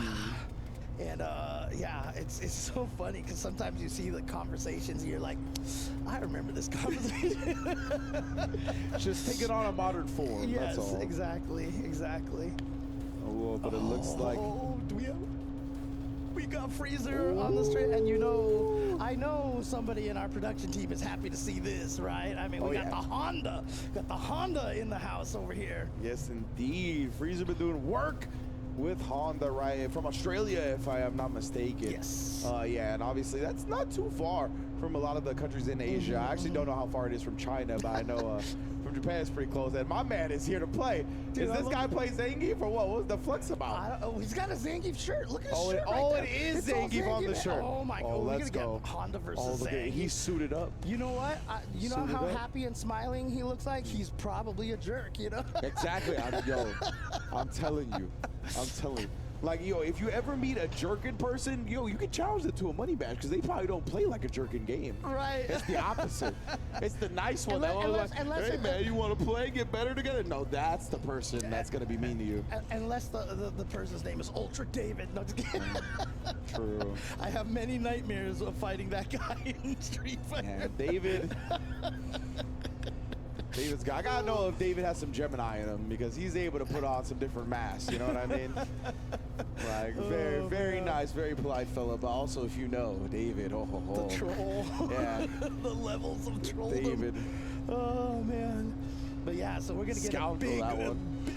I like that word Yeah, actually. It's a good one. Scoundrel, that one. But it's going to be a big body matchup over here, Zangief versus Honda. Man, you're so, right. Yeah. Whose martial art is better? Right. Professional wrestling versus sumo wrestling. And you know what? Just completely kind of off to the side again. Shout outs to the World Tour and everything like that, and how well they fleshed out the characters because both Zangief and Honda, like, in the World Tour, they're both like super awesome. Like Honda's hell just yeah. like so friendly and he's encouraging, and I like That's that they, sick. decided to play up Zangief's intelligence and Yeah, he's that's a awesome. gentleman, and stuff like Yeah. that. I love what they did with the characters in World Tour. It's so cool. So shout outs to them. Fleshing out their personalities. Street Fighter's never really been known for story. I mean, Yeah. a lot of times it just No. doesn't make any sense. Yeah, exactly. The only story that Street Fighter tend to be known for is like, when it gets off the rails, when it's real wild and whatnot. We got clones and whatnot. We got dolls, all kinds of stuff. Bison created Cammy so he can inhabit that body and Yeah. okay. Bison, Shadaloo got frauded out by an accountant, like just random weird stuff, right? But like, actually they gave the players so much personality in this game, and you can see this is a patented thing you'll find at every offline tournament. Yeah. Players recording the matches that were not on stream, whether it's the upload so the rest of the world can see it, whether it's to review for themselves later on. It's definitely one of the things you always see. And honestly, when they first showed that, I was like, yo, wait, what platform is he playing that on? I know, right? Oh, man. I mean, dude, I still need to this get guy myself got? a Switch too, dude, so I Same. can laugh while lying in bed, dude. Like, that's going to be the key right there. That's the key. Dude, so Yeah. many times I'm like lying there and I'm like, oh crap, like I really want to try this out. And like, I don't want to get up and like go to my computer and do all this stuff. And I'm like, but then like I keep thinking about it. Right So there. yeah, just being able to be like, yoink, Yeah, try right? this out really quick. So I'm gonna get some DI drills in before bed. Try to really hammer it into the subconscious. those things will never help me. Oh, snaps there. Is that Travis Styles? Yeah. He won his match earlier in the day nice. against a big player. I can't remember who it was, but he beat against Zen. Shen, wow. Yeah, he beat Zen, dude. Like, that was crazy. One of the other Australian representatives. And you know what the crazy thing about it is? Travis Styles, that is. Yeah, right, of course. Zen got 3 perfect rounds in a row. What? And he lost the set? Yeah, Travis won and then like was up one That's round, epic. and then Zen perfected him 3 rounds in a row, and then lost the last 2. That's crazy. It was crazy, or something like that. It was like Yeah. something in that one. Yes, let's go. I'm afraid. I am fearful for what's about to happen in this match. Both of these guys seem like such nice fellas. Yeah, I guarantee you right now, whenever I play a character, if they have a smiling face, that's the one I go for, like, every time. Yeah. Except for Cammy, I always go for the scared face, because that one makes me laugh. That's fair. Some good facial expressions for sure. I like Vipers. A lot of Vipers are good. Oh, nah, keep them palms to yourself, Playboy. Close fists around Yeah, here. where are you trying to go? Where are you trying to go? I'm going to double headbutt you. You know what? You got some headbutts coming at you as well. Oh. Can he build to the level 2? Yeah, he is. No problem. Freezer gonna have all the optimal stuff, and always with the level 1, put him on a pixel. Wants to conserve that meter and gets in the foot. Yeah, just gets the overhead in right. Well, actually, that was off of the target combo. Is it still an overhead? I don't remember. Because I remember in other games, it became not an overhead in that situation, but it is a frame trap, so. Whoa, he's just checking with that forward heavy kick right there. Harassing. Raw shin up against the loafers. Yeah. You can't Oh my God. Tundra Storm that one. I think it's too low, right? This So- man, Honda, is calloused. Let me tell you Oh, what. a trade combo. Oh, now he's in the corner. This is a scary situation, and so far, ALRC right now has just been finding all the hits. Oh, we trying to fake him out, but he was ready. Quick little lariat on the other side. Oh! Check the drive rush. He's got the level 3. Send it, brother. CA. Spin. Oh, yeah. A burning ring of fire for the house. Ooh, and then in your nightmares, there's that view. Oh, man. Honda just flying at you head first like that. Still one of the best CAs. Yeah. Love that one. But yeah, man. So far, sumo wrestling 1. Professional wrestling, unfortunately for me, 0. Ooh, and now we've got the tricks coming in there. The empty cancels, the carry cancels on that target combo stomp. Oh, yeah. Big SPD. Come on, professional wrestling. Sorry, I gotta show slight bias here. Freezer accidentally hit the double backdash, which prevented him from punishing the whipped SPD right there. Maybe only 1-on-1. Maybe he was just panicking. Nice OD headbutt cancel, though. I mean, that's one of those situations. Don't block if you can DP, right? If they jump at you, just do it, because if they punish you, they punish you. Precisely. Oh, plus frames right there, and the burnout. Oh, I like that chase. Wow. And there, right there's a perfect example of just using the threat of the DI and stuff just to, you know, kill them, basically. Like, you think I'm gonna DI, I'm just gonna keep pressing buttons, and you're just gonna keep running into everything. Yeah, but then wait for like the Zangief to jump to maybe avoid the DI ride, and then that's where the air and led him to the victory. So very smart sequencing for Freezer, but man, you eat it SP. Oh, I thought you were gonna eat another one. That was gonna hurt too. Oh boy. Oh, punish counter. Oh man. That's the wrong neighborhood SPD. Nice read with that splash. Yeah, got him out of the air. Oh, don't make a deal with Honda either. We talked about Chun-Li earlier. See this man? He front like you're a tourist. Yeah. And look at this, charges up the hands again. Tommy lands that headbutt. He has that opportunity, and there's that chop again. Man got the spirit of sumo. Oh, wait a minute. Maybe Zangief? Low parry, got the perfect parry. Oh, he goes for a crazy little stomp mix-up right there. He doesn't send the OD into the level 3, though. Oh, then he actually just sends the drive rush cancel off the light and a counter hit, allowing the full conversion and the preservation of those 3 meters. Yeah, that was a big risk, but, you know, sometimes it pays off like that. And so now, ALRC. Oh, my man floating. Little drift style, neutral jump fierce. Yep, all the way to the corner, just like that. And now, oh, what a whip punish. Clean and side switch. I like that, but I like that even more. And now probably a level 3 to put him close to burnout. No. He's like, I'm gonna kill you now. What? What is happening over here? 3 forward jumps. Did you jump this time? How do you do 3 forward jumps and then not jump the super? Oh, well, Freezer paying dearly right now. He still got 3 bars to his name, though. Yeah. It's anybody's match. Look, Freezer, I know you're from Australia. I know you've got kangaroos and stuff. Oh, and he just does it himself right there with the level 3 in between the buttons, and we're going to see the CA again, and Freezer takes it.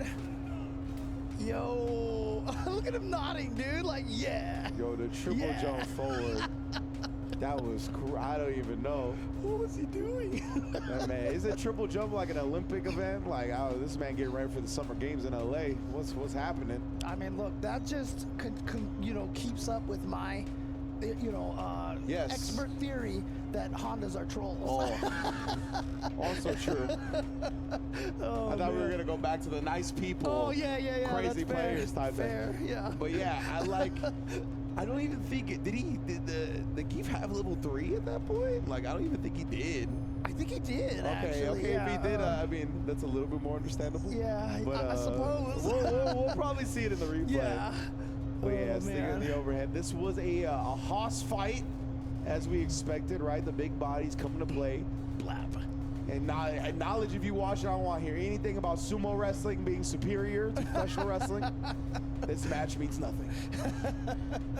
Oh man, this is just a game. It's not real life. Oh man. But yeah, we're gonna get it. This is the round before the last one, right? All right, Yeah, let's yeah, go to a yeah, game 3. Yeah. No, I don't think it went to a game 3. I think it was just the 2 Oh, yeah, right it here was this way, it's yeah, just this last one right here because he gets caught by this, right? And then let's see if we do get the chance to see the kangaroo moment over here. So. No, that's the end. Yeah, where he Oh, just that's does the the end. level 3. Okay, yeah. okay. He's like, you gonna make me block a head, but you think you can keep going? Just because I blocked the headbutt? Nah, not when you have super, right? Big threat, let it rip. It's a smart situation because that's Zangief's key mix-up, right? Is headbutt into Exactly. SPD or stab. So, to have the restraint to do headbutt into nothing in Yeah. case they level 3, I mean, it's hard.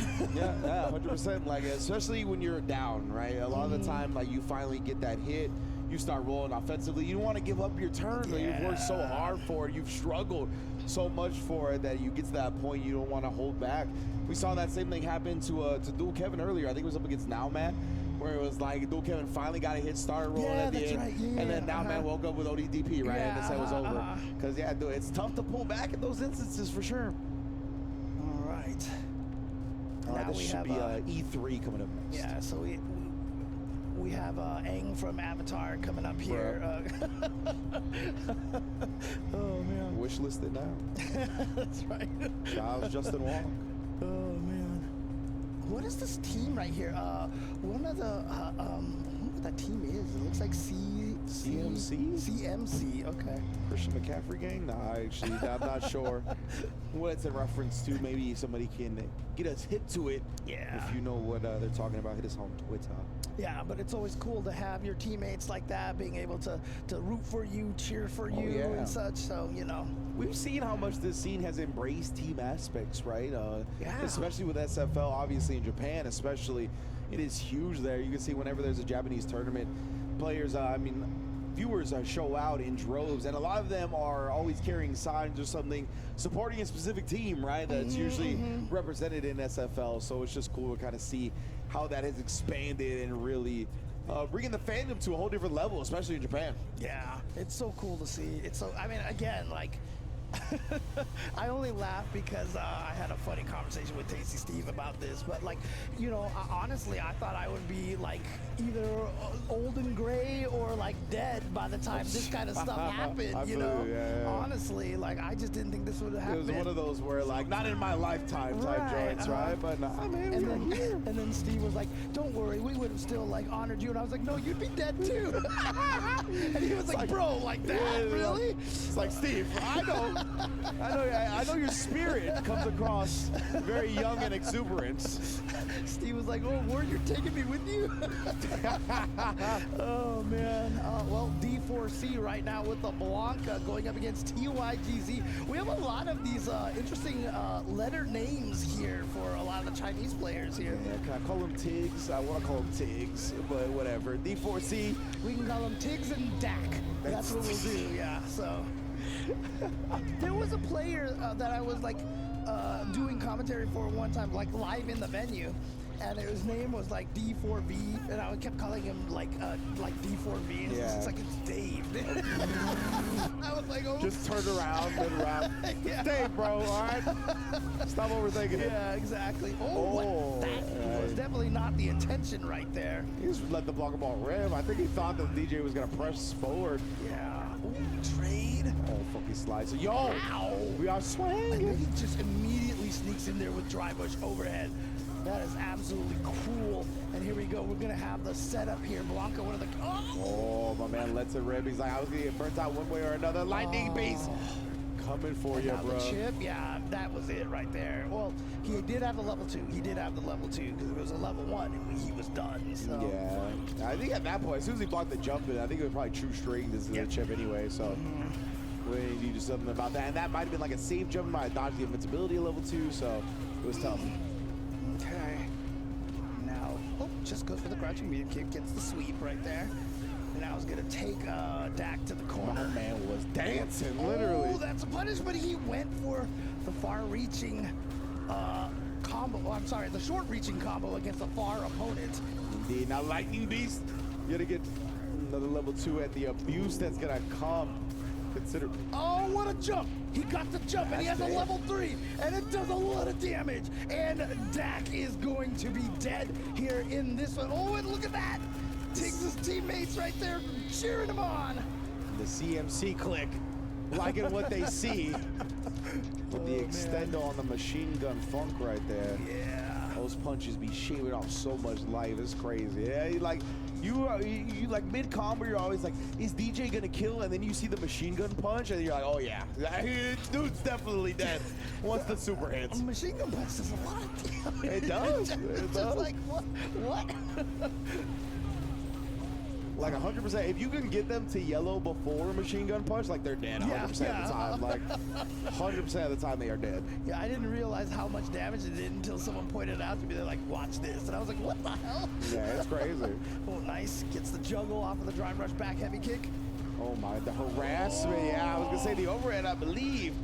Good situation for DJ frame-wise. Oh, we got freezer imitators over here, dude. He just forward jumped 3 times in a row, dude. Like, What are we doing? What is up with this corner? Somebody set up a trampoline? it's addictive, I guess. All you right. know, something going around in China just makes you jump forward 3 times. Oh, back medium kick reach. Yeah, special bud. Yeah. All right. Job though takes immediately confirming into the up kicks. Oh, and then again. Yo, my man is dancing. He loves a Sombot feints to the funky slicer, sway in. Ooh, got that punish counter, so he's gonna get the good damage. Goes into the level 2 as well. If he can finish this whole thing off, he's gonna be also get Dak close to burnout. And he actually did spin level 3. I think I'm pretty sure he had it. But he's got one bar to his name now, just in case. Oh! Say you ain't going nowhere. I mean, was that a reaction? I swear he was in the air almost before Blanca, dude. Yeah. Like, he went up. He was just like, I know what's gonna happen right there. That's what it felt like. It felt like he just had the hard read. Yeah, just went in the air and did some air bending up there, you know. And I apologize. I'm sorry. I'll shut up. The back of the, I feel like the back of the jersey just says big with like 5 eyes. Like, is that like an alternative tag? Like, Big eyes? I'm down to just call him Big. My man Big Tiggs? Wait a minute. We might need a new name for this guy. Oh man, that's definitely his rap name right Yeah, there, dude, Big for Tiggs, sure. bro. He's hosting the basement.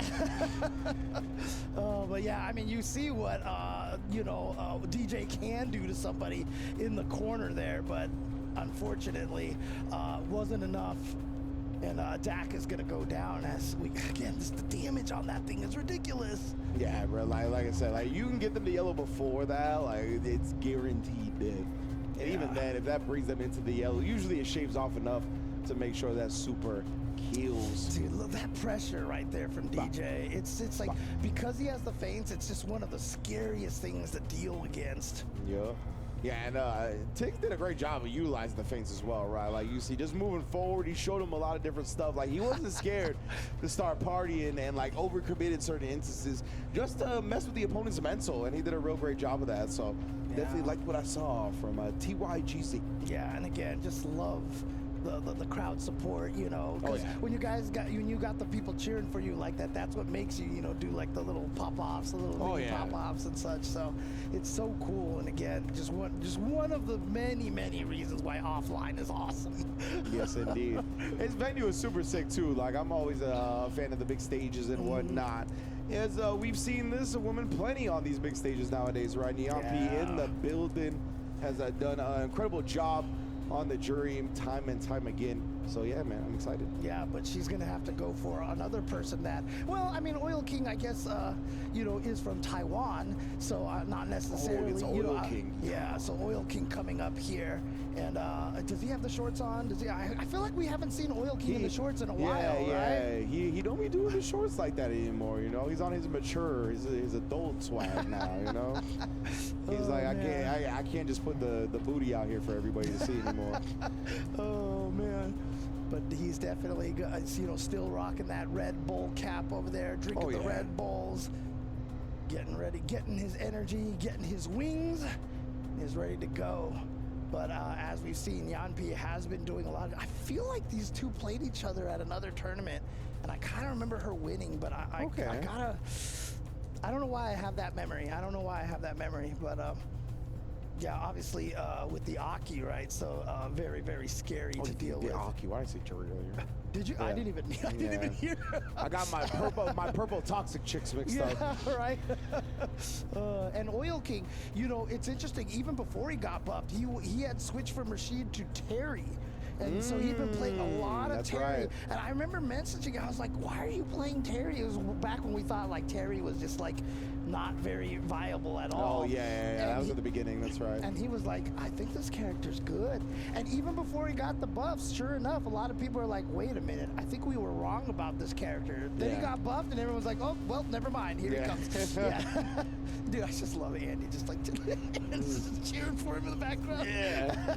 It's like the CMC homies that we just saw for Tiggs. Yeah, exactly.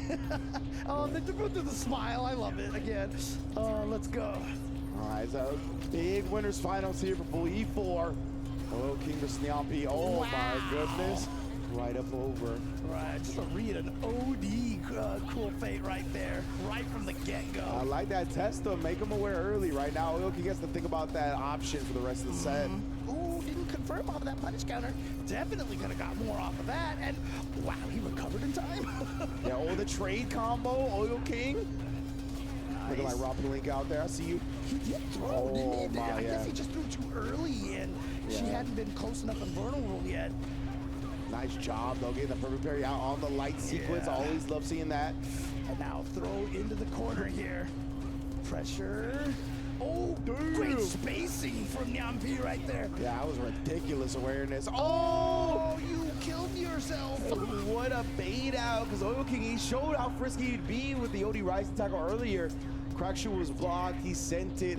Nyampi recognized that situation as very similar, baited it out expertly. Yeah. So she takes round number 1. Oh, that standing heavy punch caught its mark, but Oil King didn't have a cancel off of it. Out of there. Oh, yeah. Just a little bit too late on the trigger. Yeah. If she makes it through you, like she has way more invul frames and like harder to throw and all this stuff, so. Oh, then again, combo into that crouching target combo. Yeah, I like spinning the super here as well, right? Again, you want to go to a round 3, so give yourself some time to build back meter and just handicap Nyampi when it comes to the drive gauge.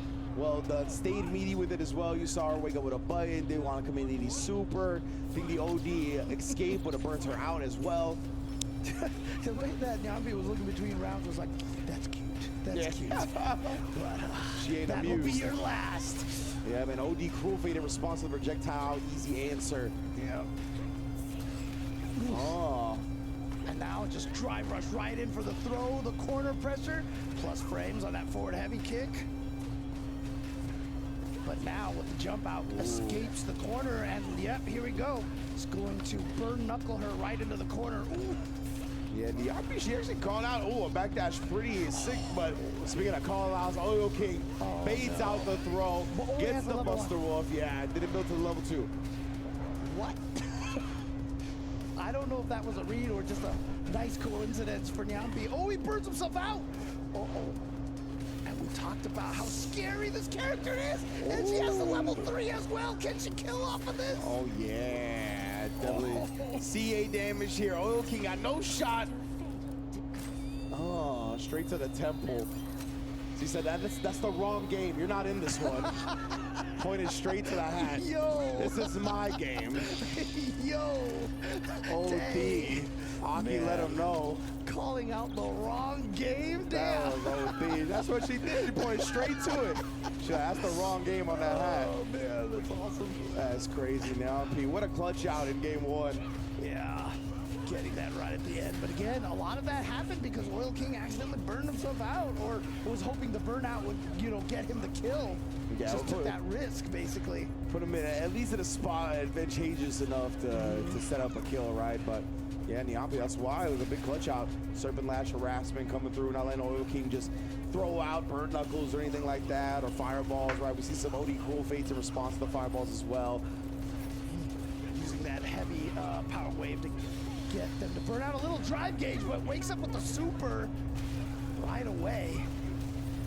Niampi, I think maybe expecting a throw because of all the OD slide wake-ups earlier, but big drive reversal punish. Oil King follows it up with a throw as well. We're gonna get one more. Oh my! I thought so too, Niampi. I thought so too. Got the dash in and out. We got the movement right there from Oil King. Hit that man with the animal style.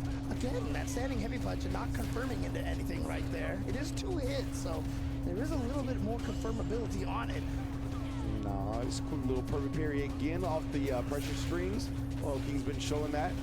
And showing that as well, because remember, that's how he lost one of those rounds right there, but Yes. just went for it anyway. Playing it slow, the drive gate situation. Niampi's gonna turn it up a little bit. Has the advantage. Oh, cuts the first one short and then goes straight into it. Definitely a funky pace for Oil King to catch on to. Nice little frame kill sequence right there. And then again, a driver's cancel the throw in. I think the poison put him right in the range for kill. Could have been. Man, that poison adds up. People want to sleep on it. Have to wake up real fast. Yeah. Aki's like, yes, please sleep on the poison. Yeah, right? I've got this puddle on the ground. You can sleep on this. Brings deathbed to a whole new meaning. But right now, Oil King confirms directly into the level 3. He's going to do nice drive gauge damage here, set himself up big. Okay. Yeah. Oh, Niampi trying to jump a backdash. No escape to be found. Yeah, just gets hit and now trapped in this corner. But actually, the drive gauges are equal because Oil King did spend a lot of his to get this damage and the pressure afterwards. But he has such a huge life lead. This is gonna be tough. And we talked about that stare down right there, and that happens so often. And that time, Oil King is the one that comes out on top. Yeah, a little delayed setup right there, right? As the aggressor in that situation, you kind of have a baked-in timing. You're just giving yourself a slight window to block in case the opponent wakes up with a super or some type of invincibility, and that crouch medium punch timing is just baked in. The defender kind of is reacting to the moment if they're not already committed to the situation, so I think they're slightly at a disadvantage when it comes to the reaction in that moment. Yeah. I like to call it the reaction advantage. Reaction vantage? Reaction advantage. Okay, I don't take the A off, you know. Keep it on there. I thought you were trying to, create one of those new fighting game terms. But yeah, man, it's a nice little start from both of these players, looking strong. I was about to say, oh yeah, she's going for the gangster costume right there, the Fang Gang costume right there. Making mob moves. That's what I like to see. Ooh, with the shoulder shake. Yeah, I know, right? All right. Smiles all around. We just having good times. It's just a game. Man. All right. Here we go. 1-1. And very close in most of the games. Oh, had to spend that meter to stay safe, and Niampi actually pressed the button and got frame trapped as well. Yeah, right. Niampi, Aki doesn't have access to like an OD reversal like that, so they didn't have anything to OS like a DP with. He's definitely going to be more effective at catching a character like Aki off guard. Yep, stealing some turns right there, but a perfect parry from Oil King. Gonna try to shift the momentum, but nice catch is that. That's 2,000 damage right there. And Oil King is just blowing up some of the light strings with perfect parry, so nice. Recognizing the punish counter into the Buster Wolf. Oh yeah, They're blocking each other's fireballs across the. Oh! Damn, Oil King has learned. He's like, might as well DP in this scenario because either I get hit or you die. Exactly. Never block when you can DP in those situations. It's just the way to keep your brain working there. Yeah, that's exactly the proper mindset. Should be approaching those situations with Oil King burn. That's cool. Little ground dive kick jump scare, you feel? Yeah, exactly. Ground dive kick. Yeah, that's basically what it is. Yes. Oh, I thought she was still recovering, but just in time to block it. Wakes up with the level 1. I like that. Yampi gotta tell Oil King to put the brakes on. Yeah, showing him that, you can't just keep going in for the pressure like that for free. Ooh. Almost like she kind of just took that fireball on purpose to send that fireball, to send her own fire. What a neutral jump right there! Yampi sniffed that one out. The Oil King was looking for that space for the burn knuckle. Oh, the non-shimmy right there. She just crouched and was like, you're gonna throw now, and there it is. And now we are at final game, final round here. Let's go. Oh yeah, but I was gonna say OD cool fade as an air-to-air. That's huge reward for Aki. Oh, big bait out as well. She's got a level 3. Does she want to spend it right now? Oh I think she's going to. Look how much. I wonder if he would have died. I think so, right? Yeah, well, it would have been close at least. Oh, no. And now we are in a precarious position. She's still burned out. She has to react potentially to a drive impact, and waiting for that drive impact is going to open her up to so much more. Yeah, what's the gamma going to be from both sides? I love that. Oil King covering his bases there, but the jump over, I'm so surprised. He thought the level 3 was coming on the wake up. Woke up with that crouching medium kick, trying to catch him, walking back, gets a hit with the crouch medium kick, and Yampi, I think, second guessed herself, was like, should I level 3? Should I not level 3? And she didn't, and it cost her because she spent all that meter. I'm pretty sure she meant to level 3 because you burn yourself out, you get that level 3, and you recover a little bit of that, gauge back during the animation. Yeah, I think that combo where she ended up burning herself out, I think it was definitely supposed to end in level 3. Fortunately, we didn't quite get there, and Oil King made the most out of that opportunity. As he's one to do, right? That is why he's one of the elite level players. Can't let things like that slip by.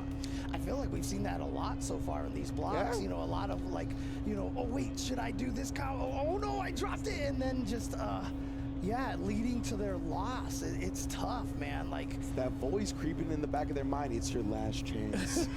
It's the last offline. No, stop. I don't want to hear it anymore.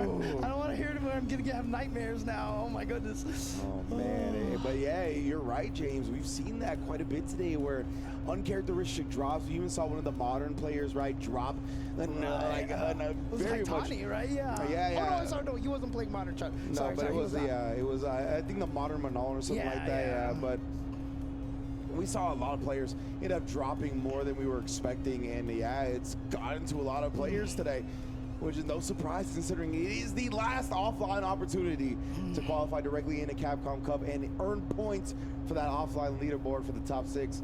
Yeah, but like you said, that's the reason probably why, these guys are dropping, because that nervousness from this being the last one. Yeah. Oh, man. Man, that's crazy. I didn't even think about it till now, but because this is the last spot, I guess there could still be like World Warrior overlap, so I guess it wouldn't just be those 6 people also going in, because I guess one of those 6 people could win World Warrior, and then that opens up another spot maybe? Okay, so, but yeah, I mean, essentially at the end of this tournament, we will have 7 qualifiers in a Capcom Cup, not just 1, because of the offline leaderboard being locked in. That's right. Yeah, but for sure, there's still some of those World Warriors still going, so there's still a chance for some people to shake things up. Yeah. So, but yes, I mean, we're coming near the end of today. We got 2 more E. And then just a little bit of an F bracket right there, but that's only 2 pools, right? That you mentioned. So again, that's just to get to top 96, and then tomorrow we'll be going from top 96 all the way to the top 8. And I mean, there's so much still on the line here. We talked about it right when we started. Punk the God in a really good position. If he can get to top 8, if our calculations are correct, he might vault over Ending Walker and Itazan. Yeah. And I think those 2 are tied too, right? They're very close. If they're not tied, they're like 10 to 20 points within each other. So yeah, It is definitely one of those situations where I have Punk obviously being from one of the toughest competition regions in the world in NA East, right? He has so many players to contend with trying to get those spots out of World Warrior that a win here would obviously be huge. Not only for him, but for the rest of the people in that region. They're like, yes, let's go. We don't have to worry about Punk taking the spot anymore. Yeah. Another player from that region can get a knuckle do boost, etc. A lot of the talented players out there. But yeah, we got to get there first. And right now we're going to be setting up, I believe, the E5 pool. Let's see what we got going. I believe, I'm trying to read the back of the jersey, but I can't see it. You know, and the sad thing is, like, I just did what you did. Like, we were like peeking around. We're like our view like is that's gonna, like that's gonna help the situation, right? Right. I mean, this is the flat TV. Like, Slinging, I don't know, man. I give that like a old school gamer brain, you know, Yeah. like, Oh, like it I'm just sounds like playing a racing game and leaning and whatnot. I heard Yuto. Yes, so Yuto is going to be one of our players. I believe he's going to be rocking the Mai. On the other end, we got a Honda. Another Honda, and wearing, like, isn't it the exact same outfit color that Frieza was using? Oh, I think it was different color, but okay. definitely was the Taurus, the Honda for sure. The T Honda. Yeah. It's looks 2SK. like Huayan. Yeah. I don't know the accents, but thanks to pinging, I know that's at least how I pronounce it. So Huayan or Huayan, I don't know. Like I said, I don't know the accents. I know. Either way, I'm gonna call him 2SK. I'm gonna call him 2SK. All right. Oh, a perfect parry. Huge. Not gonna go for a side switch combo or anything like that. Just push us forward. Ooh. Ow. God, Chub Heavy can reach so far. Wait. But again, another premature drop here. Yeah. Got a counter. It wasn't a punish, but looks like Huayan was trying to swing even after the block crouching heavy punch. You know, we are swinging right now. Dice being rolled as well with these like parry attempts. Yeah, that was a good interrupt with that fan. Didn't get the power up. Wow, that reached far. It did. Oh, try to put the brakes on and catch the check with the OD hands. That's a play. That was a counter hit. So he's going to be able to get the full combo and take the round. Huge. My man put up a Hail Mary with that one. Throw in the sumo pillows. Let him know, bro. What a performance. Oh, man. Like I said, dude, Honda's so awesome in World Tour. Yeah. He's like the most, like, everyone wants Honda as a friend after that World Tour. And, you know, he's got that level 2. It does go through the fireballs, so. Yeah, I was thinking, I was after a knockdown too. 2SK, he's played against Samai, right? Knowing that would work. Counter his city as well, shaving off this drive gauge, shaving off your life. Something's getting sacrificed. That was good TP. Oh no, punish counter, so that means he got burned out. Oh, sumo bear hug. A CA send it. Okay. Yuto trying to stay alive in this set here, right? Wanted to make sure 2SK just didn't get free pressure in the corner. Damn! I thought I heard 3 hits, but it wasn't 3 hits. It wasn't enough. It was just 2. The ref put up 2. He didn't put up 3. Oh, what a jump at the start of the round, really. He just went for it. He was like, it's mine. She's going to throw a fan. OD fan is coming, I know.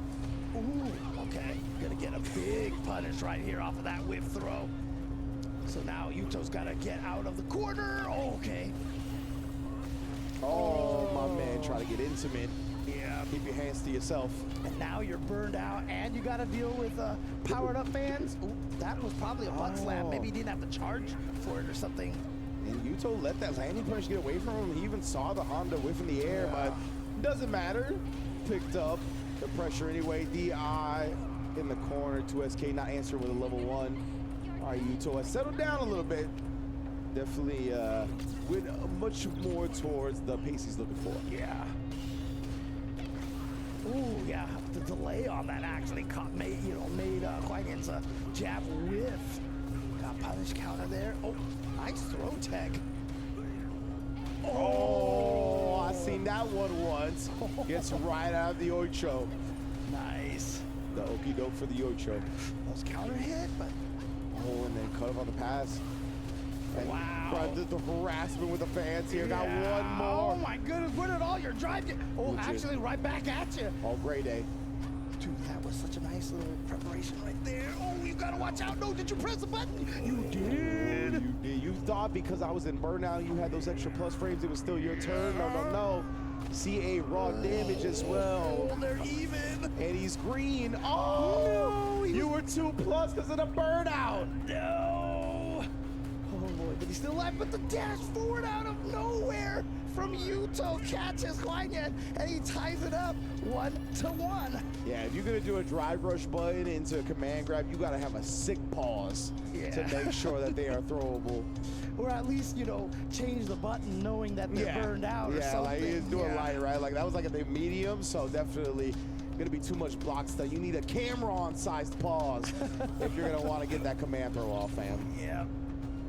Again, shout outs to that frame meter. That thing helps you figure out all of that stuff, man, so well. Yeah, one of the best innovations in trading mode Oh no! in fighting game history, honestly. Yeah, I was gonna get the DP after there. Didn't have enough for a level 1. And now everything is just going Yuto's way here. Damn, my man wanted a taste of them hills. He was like, those are red bottoms? I see. Oh, he just got hit? It did say counter hit. Okay. I was like, wait, it just looked like he just ate that fan, and I wasn't sure what happened. Man, he's like, I'm a fan, I'll eat a fan. Oh, right away with the standing medium punch at the start of the round and the driver's cancel, and here comes the corner pressure now. Nice. The only good thing for Huanyan right now is that Yuto very low on drive gauge here. He's trying to gain it back with those parries you see, and the perfect parry is going to help for sure. Yeah, Yuto's done a great job of protecting his drive gauge. Oh, empty in the button. You hear immediately. Taking advantage of the -3. Walk up for the throw. Yeah, he's shown that he's willing to parry after the headbutt sometimes too, so throw is an extra smart idea. Oh, that's straight through. But, I mean, are you even concerned if you're Yuto at this point? You still have this giant life lead, and now he has no meter at all. Oh, he tried to bait out the headbutt. He tried to bait out the headbutt. I feel like that was quite the risk to take, though, considering you had a life lead. Now it's very easy, or even, excuse me, try to bait out something with that driver slide kick. Bro, now you gotta watch out. Chip is such a threat right now. Oh, I think that might be it. Oh, he actually gave him a shot, but it was a charged fan, right? So even if you do level 1, they do lose some projectiles. So I think it still would have shut down the level 1, even if there was that gap there. Yeah. So Yuto does advance forward. Huanyan doing a great job in that first game. Yeah. But Yuto sticking it through. I mean, it wasn't even like a big, like, oh, shift all of a sudden. He just powered his way through those last 2 games and was able to take that. So, yeah, very impressive stuff. Yuto able to do it. And yeah, it was really a lot of brute force, as you put it, right? It was like, I'm going to get an install, and even without that, I'm just going to really bully you with fans and put the onus on you to get through all of this and make something happen. And I think that's why she's such a frustrating character to fight, right? Is that, like, it's very easy to put the onus on the opponent, and the amount of effort you have to exert to try to avoid a lot of what she presents is just like a much, much larger than the effort it does to put that stuff on the screen. yeah. And so Yuto's going to advance forward. One of the only pronunciations that I can think of that makes sense for Huanyan is bad year, and Yuto is definitely trying to make sure he's having a bad year. So that is, I mean, I don't know how the rest of the year has gone as we are winding down. Can you believe, bro? It's almost November, bro. That's crazy. It's crazy, right? 2025 is almost over. Like you said that, and like I think you saw my brain short Yeah, you were circuiting like, for wait, a second. really? I was like, oh my It's god. literally Halloween right now. Happy Halloween, everybody. Yeah, that's right. That's right. We are in Halloween, right? Like Yeah, literally right legitimately. now. There you go. Yeah. So it's crazy that 2025 is wrapping up right now. But what an exciting end of the year that we got, right? We obviously have Chengdu Major this weekend. We also have SFL starting up for US and EU, with Japan already underway. We got a bunch of World Warriors coming to a conclusion as well. We're going to find out all of the representatives that are going to be at Capcom Cup, in addition to all the other dope things going on in the FGC realm of things. Obviously, we got DreamHack Atlanta this weekend as well. But now we're going to have Pool E6 in the building here. So that's going to be a wrap on it. I think this is the pool. We got Kawano in the building. This was also the pool with Jawa, but I'm not sure if that was Jawa that I we don't think first saw. so. I don't think so. I was going to say, no, we just got an update. So yeah, not Jawa. Didn't quite make it, but obviously that is Kawano here in the building. He didn't let the IBS stop him. He was like, whether it's the bathroom or the stage, I'm sitting down.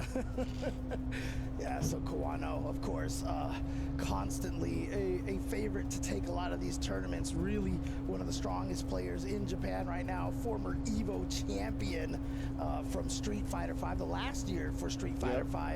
Stopping the amazing, just ridiculous run of IDOM in that top 8. IDOM was just steamrolling everybody, and Kawano was like, I will not be your final victim.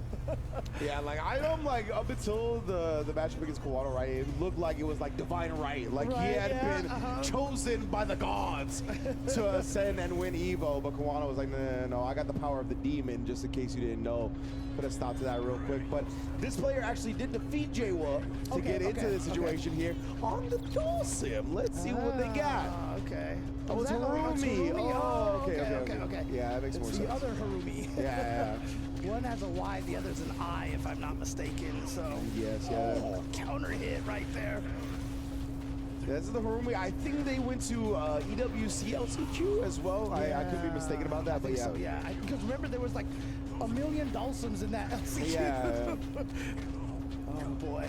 And Dulcims are really putting in the work right now. I mean, obviously, oh yeah, you can't do anything with me. I'm standing on my fireball, buddy. Ooh, 10 toes down.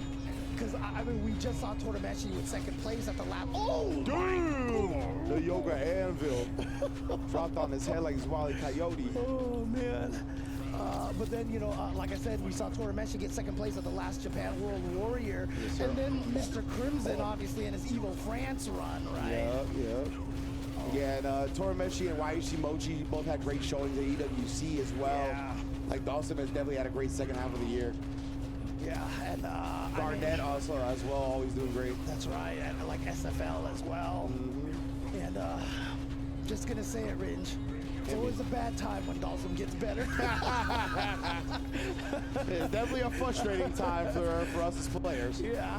Oh man. Ooh, tried to sneak in that little fierce, but yeah, I think it was a little ambitious considering how it was set up beforehand. Yeah. Kawano's like, you know what? It might be a bad time to get better, but I'm gonna have a good time over here because I'm not gonna let this Dawson take me down. Oh, punish counter combo. That's plus, and so Kawano just takes it. Takes his turn back, and then, Wow. Ooh, had that, but he didn't confirm. Yeah, a little straight. I mean, he was low on drive, so maybe he just didn't want to go straight into super because he wouldn't have killed yet. Probably got caught trying to decide an optimal route while not going into burnout. Surprised he just didn't go like into a Tatsu or something like that. Something, right? Yeah, exactly. Oh, that was nice. Looked like he was punchable, and there's that OS right there. Not gonna let him get that drive rush canceled for free. He did burn himself out. Wow, Ruby plus. Yeah, now gets the back throw as well. Gonna corner Kawano here. Back against the wall. Oh man, and the back medium catches either a backdash or jump. And Harumi, the first one on the board, gets Kawano. That's one of those crazy, that's one of those master colors you can unlock, right? This crazy green Dulcim here. It might be here. Because I remember they had a green, like this month is the blue month right now, so. Oh man. I mean, he looks like a beanstalk, you know, or something like. He looks like a. Did you ever watch Darkwing Duck? You know, those bush root, yeah, I you get know? you, I get you. Oh man. Oh, you just hit the Man was like meat lovers, bro. I'm a carnivore. Kawano puts a round on the board. Yeah. Tell him, talk to him, Akuma. I can't wait to hear Roman Reigns say Satsui no Hado. Oh, that's right. I can't wait. It's gotta say die 1,000 deaths. Yeah. Let's go. Whoa, just a bunch of back medium kicks right there. Teleports out of there, gets out of there, but pays for it a little bit. Harumi gonna set up shop. Trying to dance around. Oh, read that fireball. Tried to neutral jump, but that DP was gonna catch him, and now Kawano burns himself out, but he's got a life lead and the corner position and the guess for kill right here. Safe though because of the burnout and pressed anyway. It's still safe, but -2. So it was Akuma's turn, but Dawson Yeah, but Still Harumi going. burns himself out, but Dalsum obviously could survive burnout a little bit better, but what a smart fireball thrown by Kawano, because by the time Dalsum's fireball gets that low, most people aren't going to do anything because they know they're going to get hit by that fireball. But Kawano right there just was like, you know what, I'll get hit by this fireball and throw this out, because if I hit you with this, I win. So that was really smart by Kawano. Yeah, we see that same mindset applied there as well, right? Took the hit on the jump medium, but knocked it, Dalsum down via the fireball. And Akuma's got a great fireball to do it. Travel time is immaculate. Read the shimmy, caught him with the low. Tried to perfect parry the projectile, didn't quite get it. Kawano does, but doesn't press. Even Harumi now with the life lead, and again punishing these fireball attempts. Really been able to read and react to them well. Oh, the DI! But you know what? It wasn't a punish counter hit, so not terrible for Harumi. Oh. Got the range. Yeah, this is a prime position for Dalsum, right? Having his opponent this low like this, you can't afford to get clipped by anything. And like Kawano walking forward a little bit right there to not deal with the fireball, just in case like a teleport mix-up game. Oh, but sniped on the way in. The Bunions putting Harumi on set point. sorry, that triggered an unpleasant image in your mind. Yeah, it just now made it feel way more gross when Dalsum kicks you with that now. So I think it has something to do with this color, you know? Yeah, no, absolutely. It's like he's toxic already, right? So, oh man, he's getting air combos. What is this, X-Men versus Street Fighter, dude? Like, That's come what I'm on. talking about. Oh! Reacted in the last second. And it's going to result in a burnout. Damn! 9,000 health, buddy. Oh, 9,000 health, buddy. And Kawano is going to be sent to loser's bracket. Like I said, man, when the Dalsums get better. I love it. Oh, dude, check him out, dude. He was like showing off his team right there. What is that, the Punk Workshop? I think Yeah, it is? looks like it. Yeah, definitely Punk Workshop. Nice. Shouts to Punk Workshop putting out some dope products, but Harumi coming through. And yeah, you know, through this second half of the year with the Dalsums that we're seeing cook way more, it really feels like it's a sentiment that I've echoed a couple of times now, that it feels like Dalsum in year 3, that's when they really start to get it together, right? That's when they get comfortable on their own character, and I think more importantly, really get familiar enough with everybody else's game plan, and that allows them to take advantage of all of Dalsum's tools properly. Yeah, and he's such a reactive character, right? You react to stuff, and if the opponent hasn't optimized their character, you're not sure what to react to yet, right? And so what to look for, what's most likely to come. Yeah, and so weirdly, you know, while everybody gets better at their characters, it kind of makes Dalsum stronger in a way, you know? Yeah, it's like once people like, once a game plan or strategies get solidified for a character, that's when Dalsum can really start picking them apart, right? And be scientific and calculated with the way they break down and dissect an opponent, and that's really what the Dalsum specializes at the best. Harumi did exactly that here, right? Shutting down a lot of Kawano's fireball game. Anytime he tried to come in like that, he didn't really get caught on any type of like counter checks to drive rush. Super clean, made the most out of all the damage he got, and obviously against Akuma, it's kind of easy to do. Yeah, so obviously, you know, a few of those nice little buffs can't hurt either. Oh, yeah. So all the people who were only playing Dalsum because they like him are now. Oh man, that got me good. Oh man. So it looks like we're going to have our F block as E blocks are in the books. Okay. Right. So and we got our 2 F blocks. So I don't think we're gonna take a break or anything like that. I think we're gonna go straight into the matches. But yeah, it is gonna be semifinals of the next block. Nice. So we haven't quite gotten to winners finals yet. So we're gonna get to see a couple of matches. I believe from what I heard, Tachikawa is coming to the stage. Ah, okay. Yeah, again, these are the last 2 pools of the day as we are getting down to the top 96. And you can always follow along on StarGG, so they always have the brackets fully there. And sure enough, there he is, Tachikawa. Curious to see what character he's gonna go with, because I mean, you know, he does like himself some Manon out there. Yeah. You know for sure. Yeah, for sure. Considering he like had a lot of success on Ed and was like going to these high-profile tournaments, like defeating Angry Bird and whatnot on the character, and he's just like, how about I pick Manon? Like, it's just like, all right. And you know, for somebody like him, I really do think like it's got to be because he likes the character, just because like he had success on Ed, which is generally thought of. I think the consensus is that he's a much stronger character than Manon. Maybe not much, but definitely stronger. So because of that, you know, he's just rocking with his style. And it's just cool, so cool to see Tachikawa competing in Street Fighter 6. He started primarily as a coach with this game, and then, you know, he found his own skills, his own confidence, and he's been a player for a few years now, and I mean, he's been making it work for sure.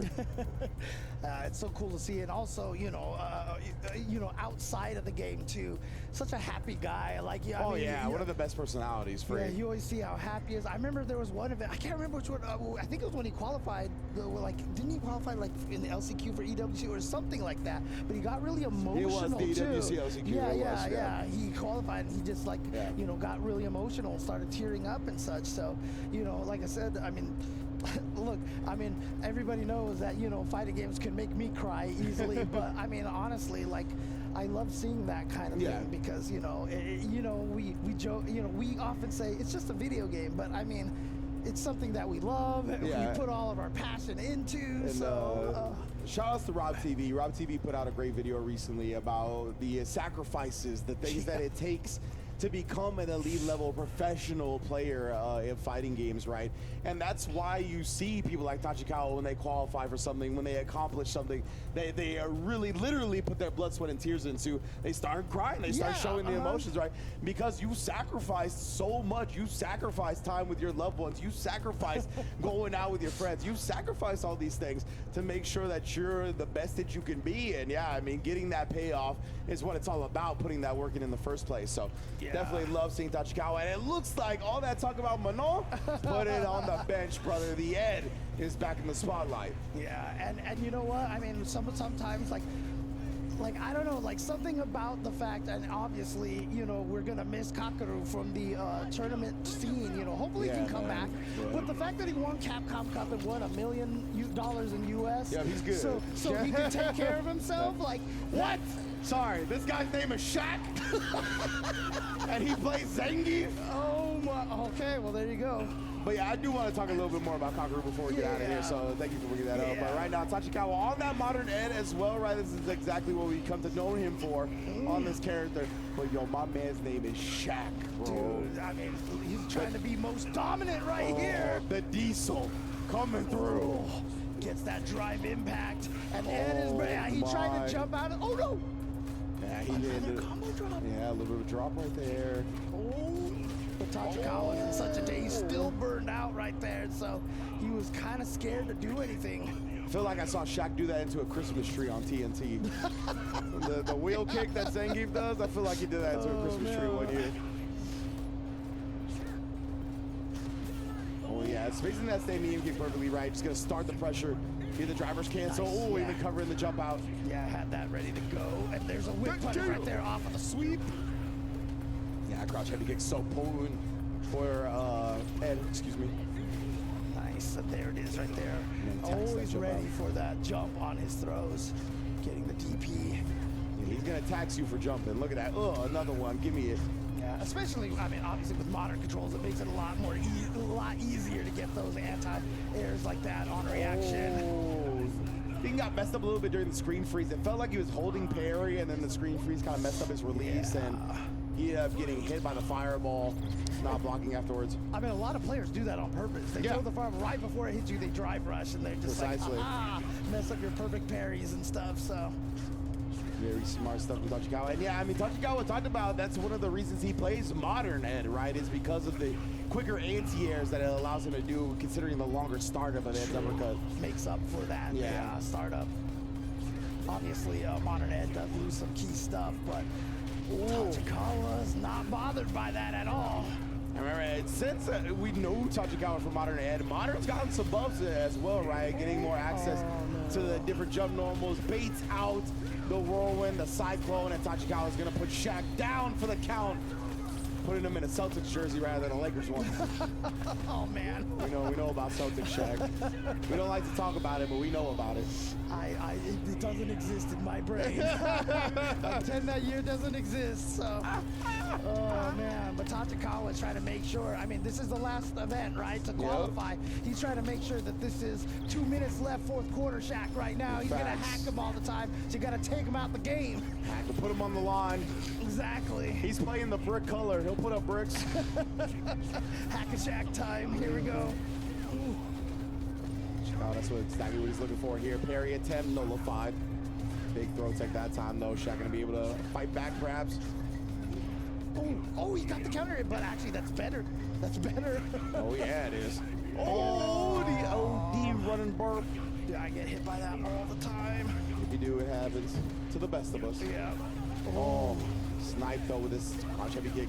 Yeah, and again, I mean, Ed is like, you have to be so careful whipping buttons in front of this guy, dude, because the range and the fact that like standing medium punch is cancelable, standing medium kick is cancelable. Oh is yeah, crazy. buddy. Yeah, it's one of the most dominating kits when it comes to like normal and footsies and all that. Very tough to play a ground game against Ed effectively. Oh, all right, he wasn't expecting to get hit. Oh, wait for the reset just so he can get himself out of the corner. Oh, he went for it. Yodi set that. Oh, and he baits it out again. No. The back kill rush set up the trap.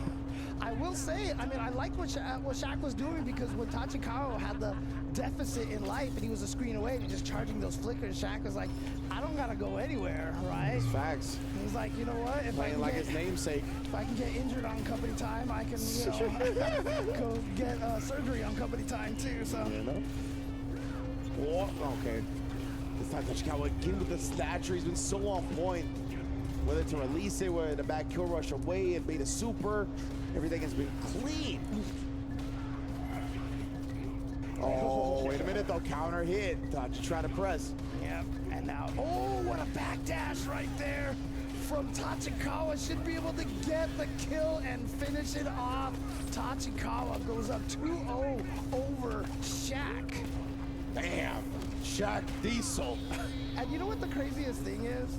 The craziest thing to me is that we make all these jokes about Shaq, but at one point in time, Shaq carried Tasty Steve out like, You know, in like in that a is fighting crazy. game event, right? That is so crazy. I forgot about that. That like, This it's man so Steve weird. like rode on Shaq's shoulders. What is life? Right? What is this timeline we're in? Oh my god. That was why I definitely forgot about that one. Yeah. Who else was on there? There was like Eva Mendes from Was she WWE there? or something like that. There was Okay, like one of okay. there was like a WWE star and Shaq and all kinds of nonsense.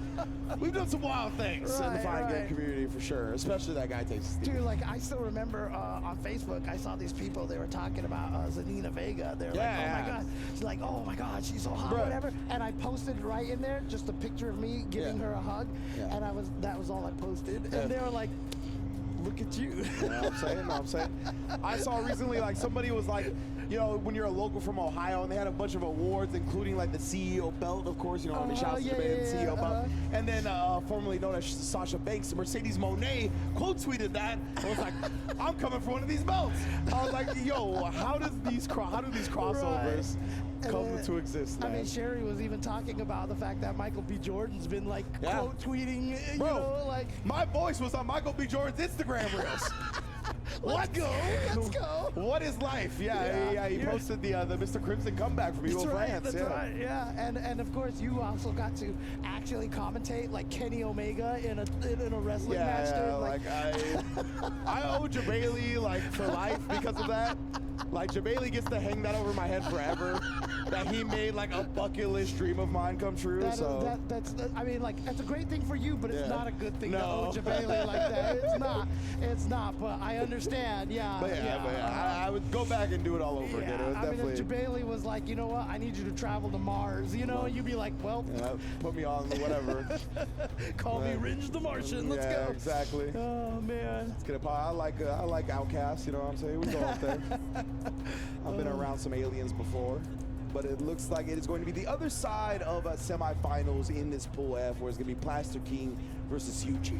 Yeah, we got the word in our headsets about, you know, Yuji, and I thought it was going to be another one of those alphabet, you know, initials from a Chinese player. I thought it was UG, and I was like, oh no, wait, no, Oh, it's no, right. YUJI, right? Yeah. UG. Okay, there we go.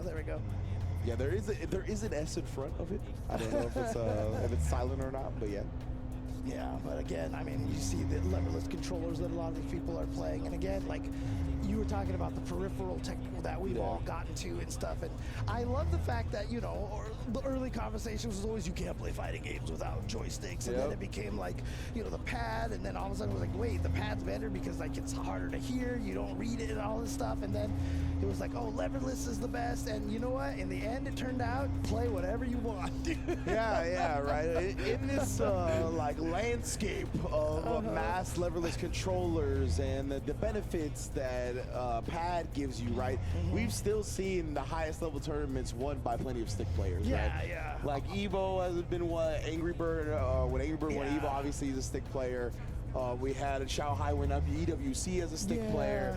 So yeah, I mean, there's still like even the biggest events are being won by peripherals of every kind. Yeah, although I will say, one, if I learned leverless controller, I would probably actually block all those overheads. But at the same time, well, dude, like last week, Jake Ryan showed me how he DPs on a leverless controller, and I was like, this is... Yeah, it's witchcraft, Yeah. Like, what the heck? 100%. Some of the inputs and things you could do on leverless are definitely, tapping into the dark ley lines of execution. Yeah, for sure. But here we go. We are going to have a Guile versus Rashid coming up here. Rashid coming up against Guile, and he's going with the classic Guile outfit here. That's right, the Cody Rhodes Guile outfit. Good old American Nightmare. Is he just like timing the fight? Is that what he's doing? Yeah, I know, right? You know? He does hit his watch. Yeah, like he's How just long like, does it take me to body this fella? I want to see how fast I can kill this guy. Yeah. You know? Oh man. So yeah, we got Yuji versus a Plaster King. Coming out of Plaster King already got Yuji cornered. Yeah, but Guile, you know, definitely is a character who can survive in the corner a little bit more than others. So. Yeah, man, that man's about standing on the block. Yep. Serving the fiends. Oof. I mean, I've always said OD flash kick is basically like the first modern input, right? Like, I mean, you know, like, flash kicks have always been the one frame, right? It's up and kick, that's it, so.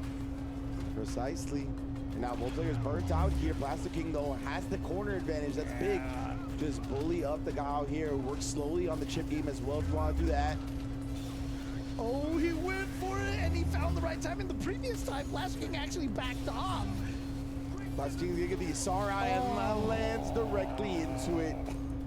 Tornado warning, dog. Don't end up getting caught. Yeah, you just see that tornado and you're in the air, and you're just like, well.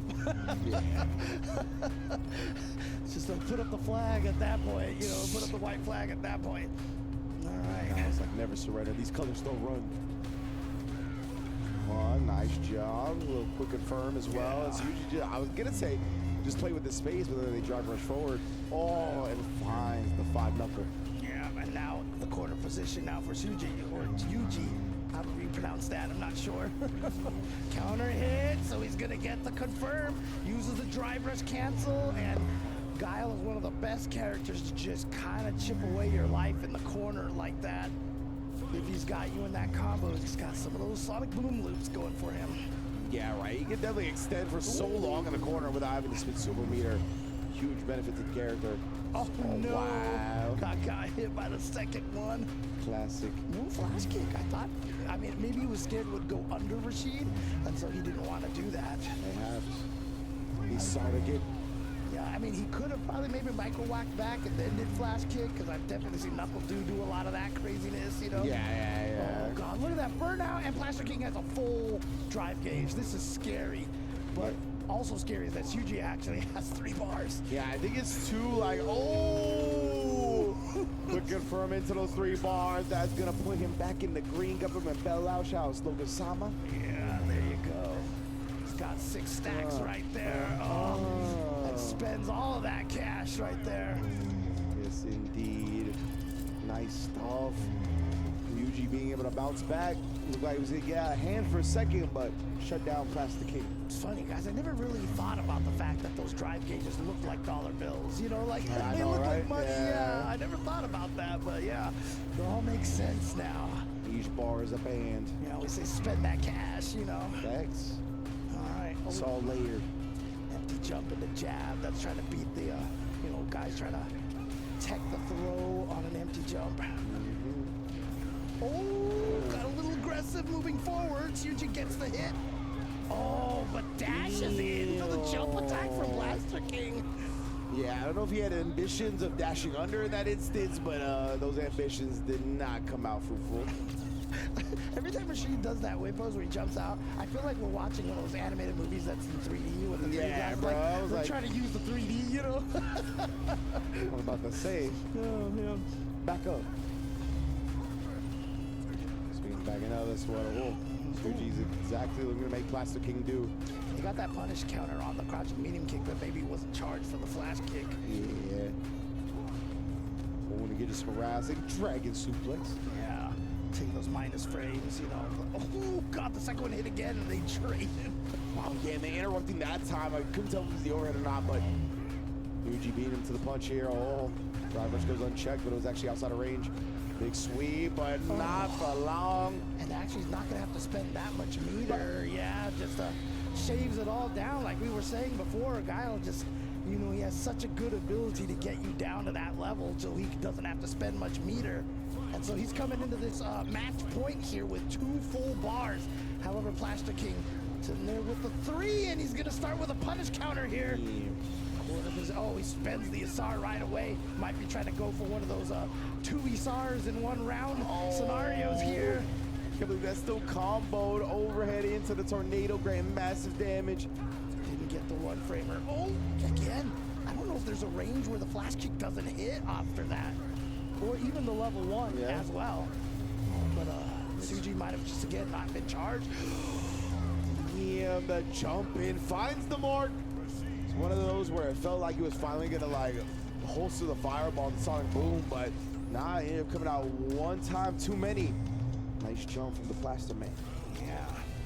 So we're tied 1-1. Again, these are going to be the last few players trying to get into day 2. Trying to keep their hopes up for making Capcom Cup alive here. Yeah, remember, this is the other half of winner semifinals. Winner goes on to face Tachikawa. Try to make it out. Oh, man. You see a little bit of that stagger step from Suji. Yeah, my man was shaking. Oh, well, with the shimmy again. That's a couple of times now we've seen Blaster King get that shimmy on him, and that's why I like that wake-up crouching light kick was good, but he just had too little life at that point. Yeah, for real, Blaster King. Now 1 round away. Started this set off very strong, but Suji was able to kind of collect and compose himself, and he's got to do that again here. Yeah. Gotta win 2 rounds in a row. No other option here. Expecting the whirlwind game here. Suji not throwing too many Sonic Booms at the moment. Couldn't quite get into the air jump, but that standing heavy kick action, the step kick actually caught him. And again, right there, see, he's resisting the shimmy right now. Oh, the Sonic Boom missed! Whoa, whoa, whoa, whoa. Yeah, some things did not go according to plan, but that one definitely did for Suji. Let's go to a final round. Man, that was just a drive impact out of nowhere. But, I mean, to be fair, I feel like if you're a Guile player, you have to be very aware of that because Guile is susceptible to that with Sonic Boom's crouching medium kicks, Sobats, and, you know, all those buttons are drive impactable. So, Yeah, Guile's learned very early on how to have that itchy trigger finger on the drive impact. Yeah, a lot of those things like, he blocked baited it. out Blaster King here. There's a huge reward that he's getting. Level 3, too. Gonna holster it down. One more chop for good measure. Shout out to Eddie Kingston with that one. Rashika first. Blaster King, obviously representing the Fight Club.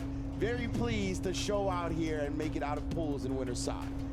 Nicely done. And as you said, he's... Oh yeah, my fault. This is going into winner's finals. Oh, yeah, that's right, because he's going to fight Tachikawa. Yes, He has to yes, fight yes. Tachikawa first, right? Apologies. So I think that's the next match. Yeah, he's not going anywhere. Sitting down, keeping his place right there. You know what? He's warmed up his chair already, so he's ready to go and face against the final opponent for the day.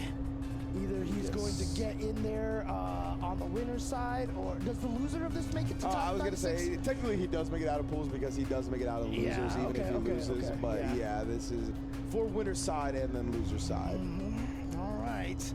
Yeah, it's just basically now what he wants to do is just make sure he's on the winner side of that top 96. So Indeed. That's definitely what you're looking for here. Obviously, the ideal scenario. We've seen the statistics. It is very tough to win a whole tournament when you start like a top 8 in losers, right? So imagine starting even before that and your chances. So obviously, staying in that winner side for as long as possible is paramount. yeah, No soft part. just it's very stressful being in the loser side of the bracket. Although for some people, there is that switch that turns on when their back's against the wall. I mean, I always like to bring up, very early on in Street Fighter's history, we always called that the John Choi route because he just did that. Like, on the winner side, it just never seemed like he cared. But as soon as you put him in losers, famously at a tournament called the Boston Brawl, got sent to losers bracket first round and then won the tournament. So Nuts. That is, the amount he had to play compared to the opponent in a winner's side grand finals, just, at least probably twice as much, if not more. So yeah, man, it's dope to see though. But yeah, like you talked about, the winners finals has been set up. It's gonna be Tachikawa versus Plastic King. Both players gonna make it out, but obviously the winner determines if it's gonna be winners or losers. And then we have one more F pool as well that has like Yamaguchi in it. Yamaguchi came through. JP King is also in that pool, so we're gonna get a sneak peek at that in a little while. yeah, the thing I'm mostly curious right now is that Tachikawa, like, is he gonna stick with the modern Ed probably against Rashid, or might he bust out a Manon out of nowhere? Yeah, it's true. I wonder. I feel like I don't know why, but I'm leaning towards the Manon. Like, Yeah. I feel like he's gonna bust out the Manon. I'm not sure, like, if there's really great justification gameplay reasons for it, but it's just kind of how I feel. Like, obviously the twirls being able to kind of threaten some of the whirlwind setups and whatnot, and maybe can have some shenanigans to get around Isar if he times it like perfectly. Her normal range is quite strong as well. I think it's tough for Rashid to kind of get into the spot that he wants to play at up against Manon, but that goes the same for Ed. I mean, the Sea Viper is being highlighted. Right. But Oh, dude, did you? all right, let's go then. I think it was Hot Dog. Let's go then. Hot Dog had a match where he played Bison, and like he just kind of got beat up, and he was like, you know what? I've been playing Viper, switched to Viper, and just completely decimated me. Really? Like, yeah. So that was the first time we saw Viper on the stream here, and now this is the second time, dude. I'm just gonna say it. I love how she plays. I love what they did with this character. I love the fact that we hear guys like Punk saying like, I'm just having so much fun with this character. So yeah, shout out to Capcom. Yeah, I've been messing with her since she just came out. Has a lot of fun execution stuff to do, right? She's got strong tools as well. Just in Street Fighter 6 in terms of normals and her ability to convert from them. Oh yeah, and she's got a strong front loop. Yeah, and obviously she doesn't have very good reversals, and thank God. Yeah, Holy facts. moly. I would not want to fight a Viper that had an ODDP, dude, so. Don Khan winding up the Seismo, and then also going up Tachikawa, and then discipline, bro. He was like, throw me. Yeah. Because at this point, I will die. Yeah, Throw me. I just heard Morpheus say, stop trying to throw me and throw me. Yeah. All right. So far, this Viper's not looking so great for Tachikawa, though. Yeah, he didn't really get to do much, but we represent the super jump nice and early, made it over the whirlwind, good conversion as well, but what a call out on the shimmy attempt. Yeah, and just goes for the side switch right there. Medium Thunder Knuckle, -3 on block, I think it is. Okay. Yeah, so you can kind of throw that one out there a little bit. There you go, spinning the extra meter, get the follow-up on the Thunder Knuckle right there. Oh, yeah, we've got the feint right into the throw here. Tried to go for another throw, but Plastic King, checked out of that draw. And you know what the other thing is, when I first started hearing about how she played, how all these things cost an extra bar, all these jump out, like I thought she was just gonna be a character that burned herself out all the time, but the way they balanced it, like it's not actually the case. Like she can actually get a chance to do a lot of cool things with that, those extra bars being spent. Yeah, a lot of the follow-ups don't really penalize her when it comes to gaining meter back quickly, right? So she does gain quite a bit of drive meter back even when using the follow-ups. Uh-oh, back throw here, back to the corner. Goes Tachikawa, and you've got to deal with Isar again. Oh, and got caught. Yeah. Oh, my no, goodness. that's gonna get hit by the tornado, and you can never knock Rashid down long enough Yeah. to go for a trade like that and not have him still combo you afterwards. Yeah, I don't know if he wanted that. Like, it was like the focus attack type move, right? Right, the kicks yeah, on the follow-up to that. Yeah, the focus force, I think it's called. Yeah. Yeah, I don't know if he was like trying to mash out a super or what may have happened, but that was funky. But Tachikawa was actually going to commit to this, and wow, waking up with a burn kick was crazy to actually get that corner kick steal. But Blaster King shuts it down with a perfect parry back throw. And now look at this corner position again. Oh, He did it again. That's so sick. I guess it makes sense. You know, it's just like the wake up dive kick. Yeah, you know, yeah, from like exactly, Cammy and yeah. such. But you block that old drive rush overhead, and we've got the Super Rashid the kicker. And man, this Viper commitment is looking a little bit scary. I understand putting a ring on her, I really do. But right now, Plastic King is on set point. Yeah. Ooh, okay, okay. Got away with that a little bit. Use the follow-up, sneaking in the throw as well. Gets out of there, just jumps out of there, and now Tachikawa back against the wall here. Yeah, open up again. Yep.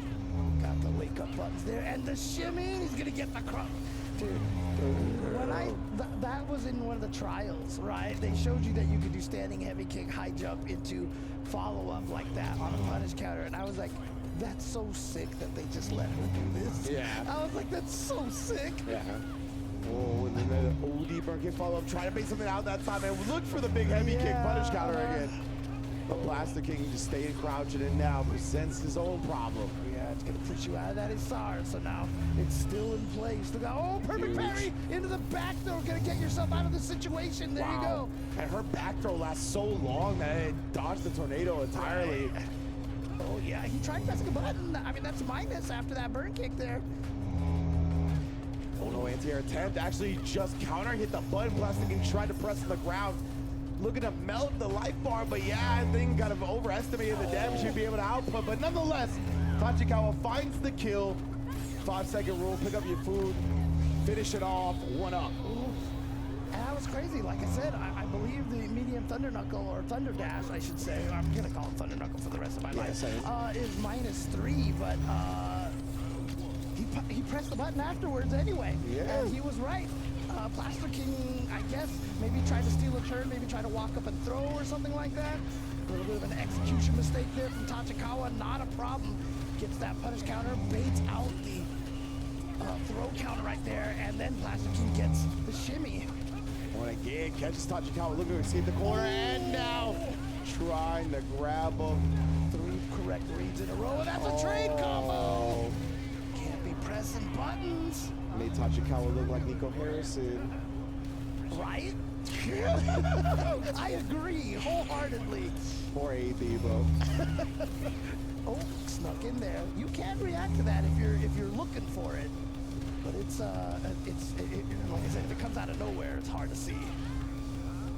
Harassing with the elbow from long distance. Tachikawa sneaking in the crouch medium kick.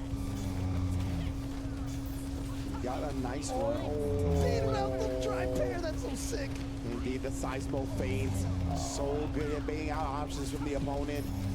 Tachikawa had to win 2 rounds in a row in the last game. That's a good save. Nice check. Oh, he tried to go for a shimmy, but called out once again. And he's gonna go for the side switch, and he was successful in the mix-up the last 2 times he did that, but this time, Tachikawa comes out winning that exchange. Tying up the set with the Viper. Only needs 1 more round to qualify into winner's side top 96. Yep, one character here doing it for his adoring fans on social media, the other doing it for Lauren. Let's go. That's right. Got my kid at home, bro. Mother of the year. I was gonna say that combos. Just takes the Seismo. Yeah. They want to spend any more meter on a conversion. Maybe you just messed it up either way. Throw Loop City. Scariest time right here. She's like, I'm a single mother. You think I'm scared to throw loop you? I'll do whatever it takes to put food on the table. Right? She's like, I changed some diapers before. I've seen things that you can't even imagine. Facts. Oh, Rock.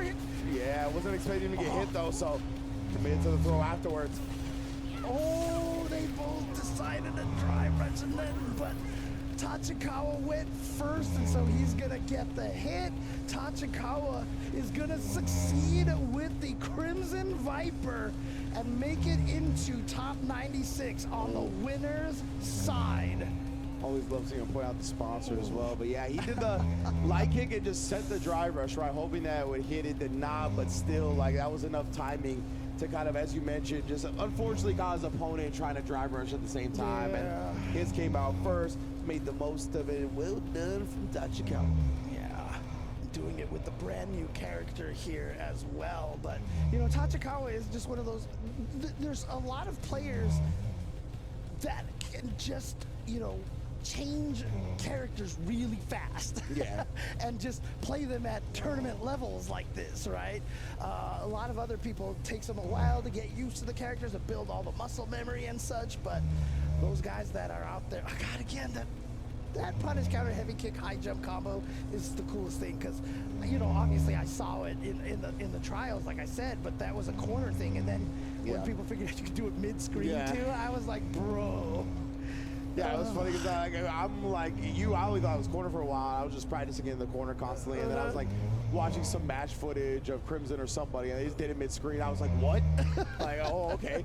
So like I could just melt you from wherever. Okay, I got it. And you know, they were nice enough to make it so that Viper's heavy kick is her cross up. You know. Yeah, true. True. So I mean, like a lot of other characters would be like light kick cross up and I can get her jabs or something like that. Nah. But Viper's Get like the heavy hit stun. You get the heavy hit stun, she could go to crouch heavy punches and the feints and all that. Yeah. Yeah, so she can party at that point. So Yeah, it's fun, man. Doing all her combos and stuff, So doing little good. nuances. Because yeah, if you practice any of her combos, like getting the like grounded OD burn kick off of like the heavy kick is it's like there's like a little nuance to it, to where like yeah, you have to like wait like a heartbeat longer than you expect to. It's weird. It's weird timing, but once you get it, it feels really good to pull off. So yeah. So if anybody out there is having trouble, the one thing that I do sometimes, because you know, like you said, the timing between, you know, heavy kick and when you do the input for the OD version or even the regular one, like there's a weird delay, right? Yeah. So what I actually do is I add a button in the middle and try to make a rhythm that I can build in my muscle memory. So I just hit heavy kick twice because the second one doesn't do anything. Okay. So you know, I try to Yeah. memorize that kind of timing. So that might be a thing that you guys can try out there if you're having trouble with that. That helped me in her trial, because Yeah. you definitely had to do that there. So. Yeah, I've seen somebody express that like they tried to like basically roll all the way up to neutral up on the TK and hit it when it's neutral up rather than like up forward, and that helps them. Yeah. So it is a bunch of different like tricks and stuff as you explore execution that you can really learn to get consistent. But yeah, man, it's fun. Super fun character so far. Oh, yeah. Hope to see more and more players represent her at the competitive level. Yeah, because I mean, one of the things is, you know, the reason why I use that technique is I feel like, you know, we all listen to songs, and, you know, like, even when you're not listening to the song, you know exactly how fast the song is. It's like the tempo, You get this rhythm into your head, and I feel like rhythm is something that you can burn into your muscle memory very well. Absolutely. So, you know, rhythm is super important for me, at least when I'm doing combo execution. Yeah, I've seen that sentiment shared a lot. I feel like a lot of people really try to connect to that type of sound that the combo makes when they're doing it on their controller to actually like inputting it into their muscle memory, you know. Yeah, I always listen to my buttons. Yeah. And might be one of the reasons why I hit them so hard, but you know. But I will also say this. Like barbarians. Doesn't necessarily work for, I've seen some people who just don't have any rhythm. I'm not gonna call out any names here, okay? But I have definitely seen it before. So that won't work for everybody. Disclaimer. It's like, you can't twerk on the dance floor. Maybe explore some other execution options. But I think we are approaching the last match of the day here. Yes, indeed. And we've got a Chun-Li and a Luke on here. Interesting, yeah. It looks like one of our players is representing, Reject. I think this is one of the other members that was signed as part of the youth group. We'll get his name in English. It's in Japanese on Start GG, or else I'd let you know.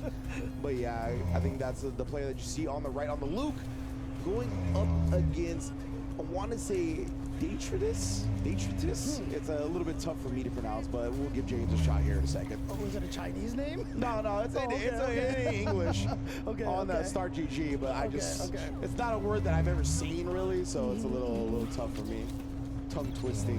Let's see over here. Oh, okay. Yeah, I guess Like Detritus. Yeah, that's a good way to say it. Detritus, yeah. But we've got Oh, it's Hanao. Okay, Hanao, okay, yeah. gotcha, Hanao gotcha. right there from Yeah. Reject. Okay. Dude, that's so cool that they have a youth program. I think that's so awesome. Yeah, it was just announced recently, if I'm not mistaken. Gotta see all the players that were signed as part of it. Yeah. Also trying to figure out, does it say which country Detritus is from? Oh, it is not on Start GG, Okay, but okay. let me check. Just curious, that's all. Going in right now, Hanao. Well, yeah, Recovered. that meaty knee, we saw the screen shake right yes, there. indeed. Lost frames. And there we go. We got the OD up kicks. And we got a counter hit. So now trying to press some buttons on Wake Up, but just gets the sand blast right into Detritus's face right there and is going to take round number 1. Yes, indeed, bro. Reject to now. You can see why. What the use that Reject is putting on. Yeah, I mean, it's really cool because, Japan really does a lot in terms of trying to, get youth playing it. Remember Yeah, absolutely. Shinovism? And you remember when Bonchan toured Japan to, show people how cool esports is, 100%, man. Oh, burned out again. So Detritus is just going to have to be careful of that drive impact. Try to jump away, but you can't jump out fast enough. Just go for the easy combo. And now, man, wrecking these streets with the summer Luke. That's insult to injury, bro. I know, right? He looks like a lifeguard, but he's like beating up people, Legit. dude. Come on, dude. You're supposed to be guarding life, not taking it. Exactly. What the heck? Well, learn your occupation, Luke. He missed the memo somewhere. Wow. That beach bump. Crouching medium punches finding a range. That was like season 1 crouching medium punches right there. Yeah, and then that roundhouse inside the temple. Man, meaty, bro. And now hasn't let up. Yeah, Detritus are really having trouble finding any momentum. This is kind of one of the, I think maybe the second time she's had any sort of offense going, but then just ate the dive kick from Luke right there. That jumping heavy punch, man. And the DDT to follow, even flow style. And now, one round away. Those forearms make me laugh, I swear. Oh yeah. Oh my god. You already know. Forearms is as big as Chun's thighs. I know, right? Oh, okay. Gonna get the juggles, and we're gonna be able to get the one hit of the jumping heavy punch afterwards. Oh, sent it though. That's gonna burn him out. Yeah. He tried to get real aggressive after with a double dash, but Detritus threw a blue shell at him. Don't. I'm so angry right now. So much trauma from blue shells. I'm sorry. Oh, no. Froze you in time for a second. Oh, we gotta look for a chip. Actually gets the green meter back. Oh, boy. Now tried the overhead. That would have been enough. Oh, my God. You just did it. Bro, he did not let up legitimately. 0 to 100 real quick, but Chun-Li is dead. Oh, now.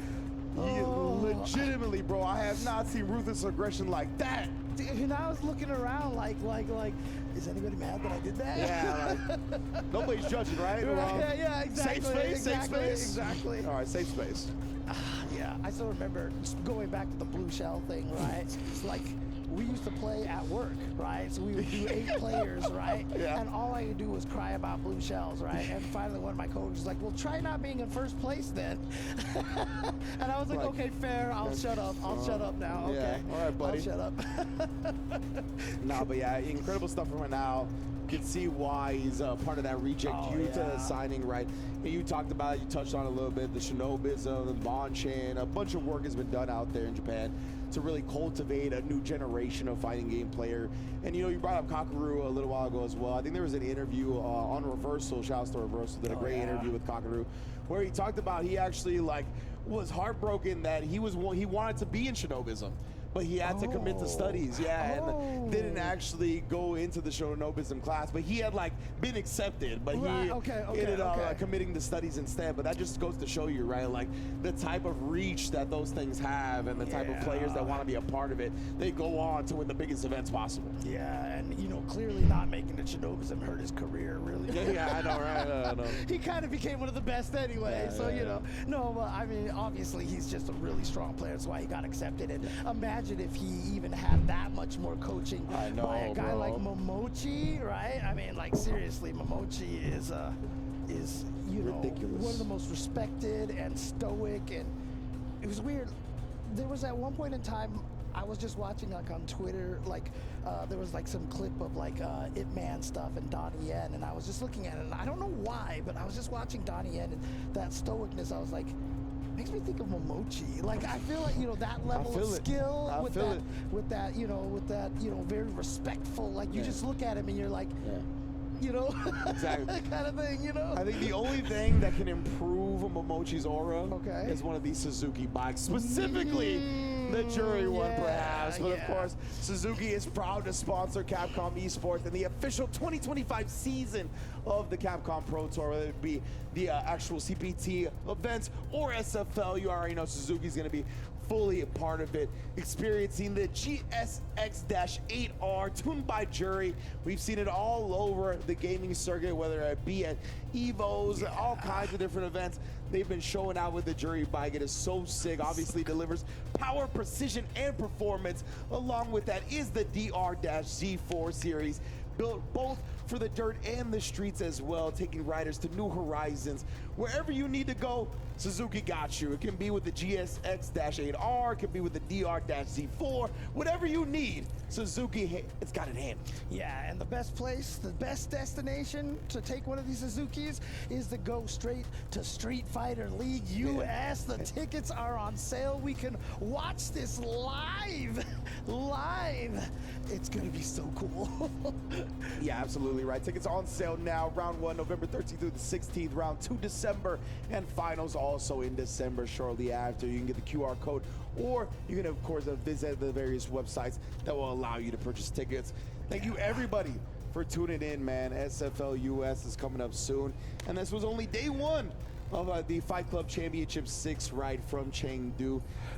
It's living up, honestly, to being the LCQ over here. We've seen a lot of crazy matches, and obviously, unfortunately, you know, a bunch of people, only 96 players remain. Everybody else, you know, for pretty much their road to Capcom Cup has ended here, but it's still possible for a few more players here, and we're gonna go through so many of them tomorrow, and I cannot wait to see the high-level play that we're gonna have.